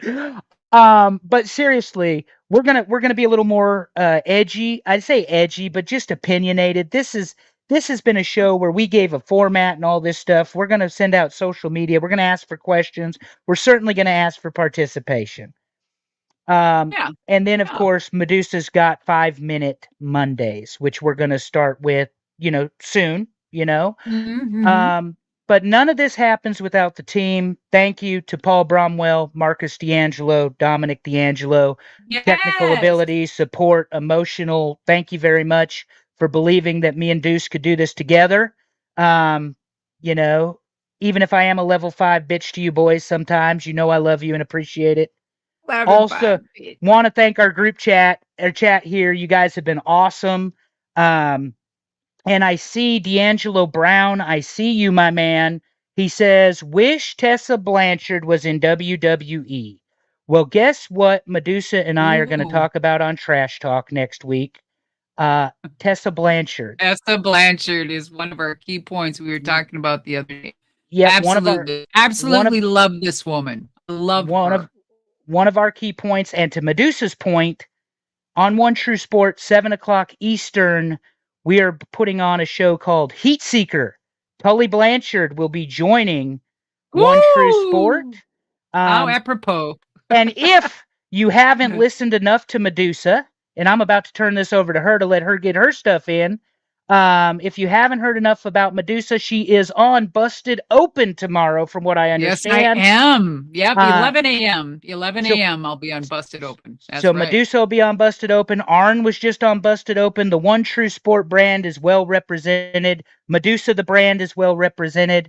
One last thing, the artwork here, Marcus D'Angelo and JD Hoop, our man, has designed 3 new graphics for our shows. Let me just give a big shout out to JD Hoops, because this guy had to put up this fucker had to put up with my shit, because he had 3 logos to do, and like they were great.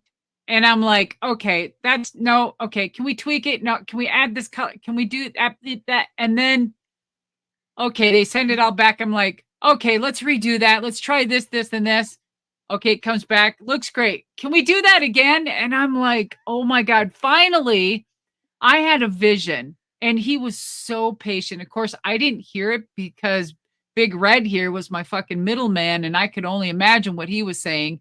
Jenny Hoops here. Oh my God, dude, I am so okay. Oh, I am not worthy, dude. So finally, I put this sketch together, and I'm not an artist, dude, by any mean. I am I couldn't even draw a stick person, and I'm like, Big Red, hold on. And I'm talking to Big Red, and I'm quick drawing this as I said, I just took a picture I sent you. I go, this is what I fucking mean. I mean, like, can you send this to him? I'm really embarrassed. God, don't show. Yeah, go ahead and show him. And all of a sudden, in like 2 minutes flat, we're still talking on the phone. We're multitasking. He's talking to JD Hoop. I'm drawing. He gets back to me in the same breath, and he shows me the text. And he's like, do you believe this chick fucking, what'd you say? What'd you say? She graphed it for us. She gave us a vision. She gave us a vision. Yeah. She actually gave us a vision of what to eat, and then he texts back and LOL's like, "Well, cool, man. Whatever. Oh, whatever, Hoop. I can't draw a fucking stick person, dude. Oh my god. But thank you for trying to make sense of my shit. Our Oh lunacy. my It's a god. joint venture in our lunacy. And you guys have been along. We appreciate you all so much. All our traveling Thank you. champions. Sign up at One True Sport, 3 levels, always an RSS feed, always going to get to ask us questions. We're going to give priority to our members. I hate to be the guy to tell you that, but that's the way the world works. Madusa.com. Dusa, tell us about Madusa.com. So MAD USA, made in the USA, baby. So a lot of things happening. I'm a gamer. So I'm on Twitch every Wednesday and Thursday, and I'm a fucking gamer. I love it. I love it. I love it. I've been doing it for 3 years. So if you want to catch me on there, it's even better. I have the best mods in town. They're called the Mad Mod Squad. I mean, big shout out to them. So on Madusa.com, if you pull it up, you'll see that, of course, there's merchandise and everything else. But we've got a 12-hour stream coming up, and that is on June 22nd. And within that 12-hour stream, we had a 24-hour stream already once. So now we're having a 12-hour stream.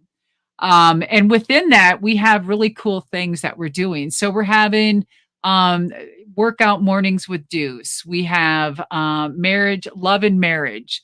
So it'll be the Sarge, as we call him. My husband and I will be doing like a marriage game. Oh, fuck. I hope he knows my favorite color. Fuck, I don't know. I'm going to subscribe to Twitch just for this. Go ahead. You'll love it.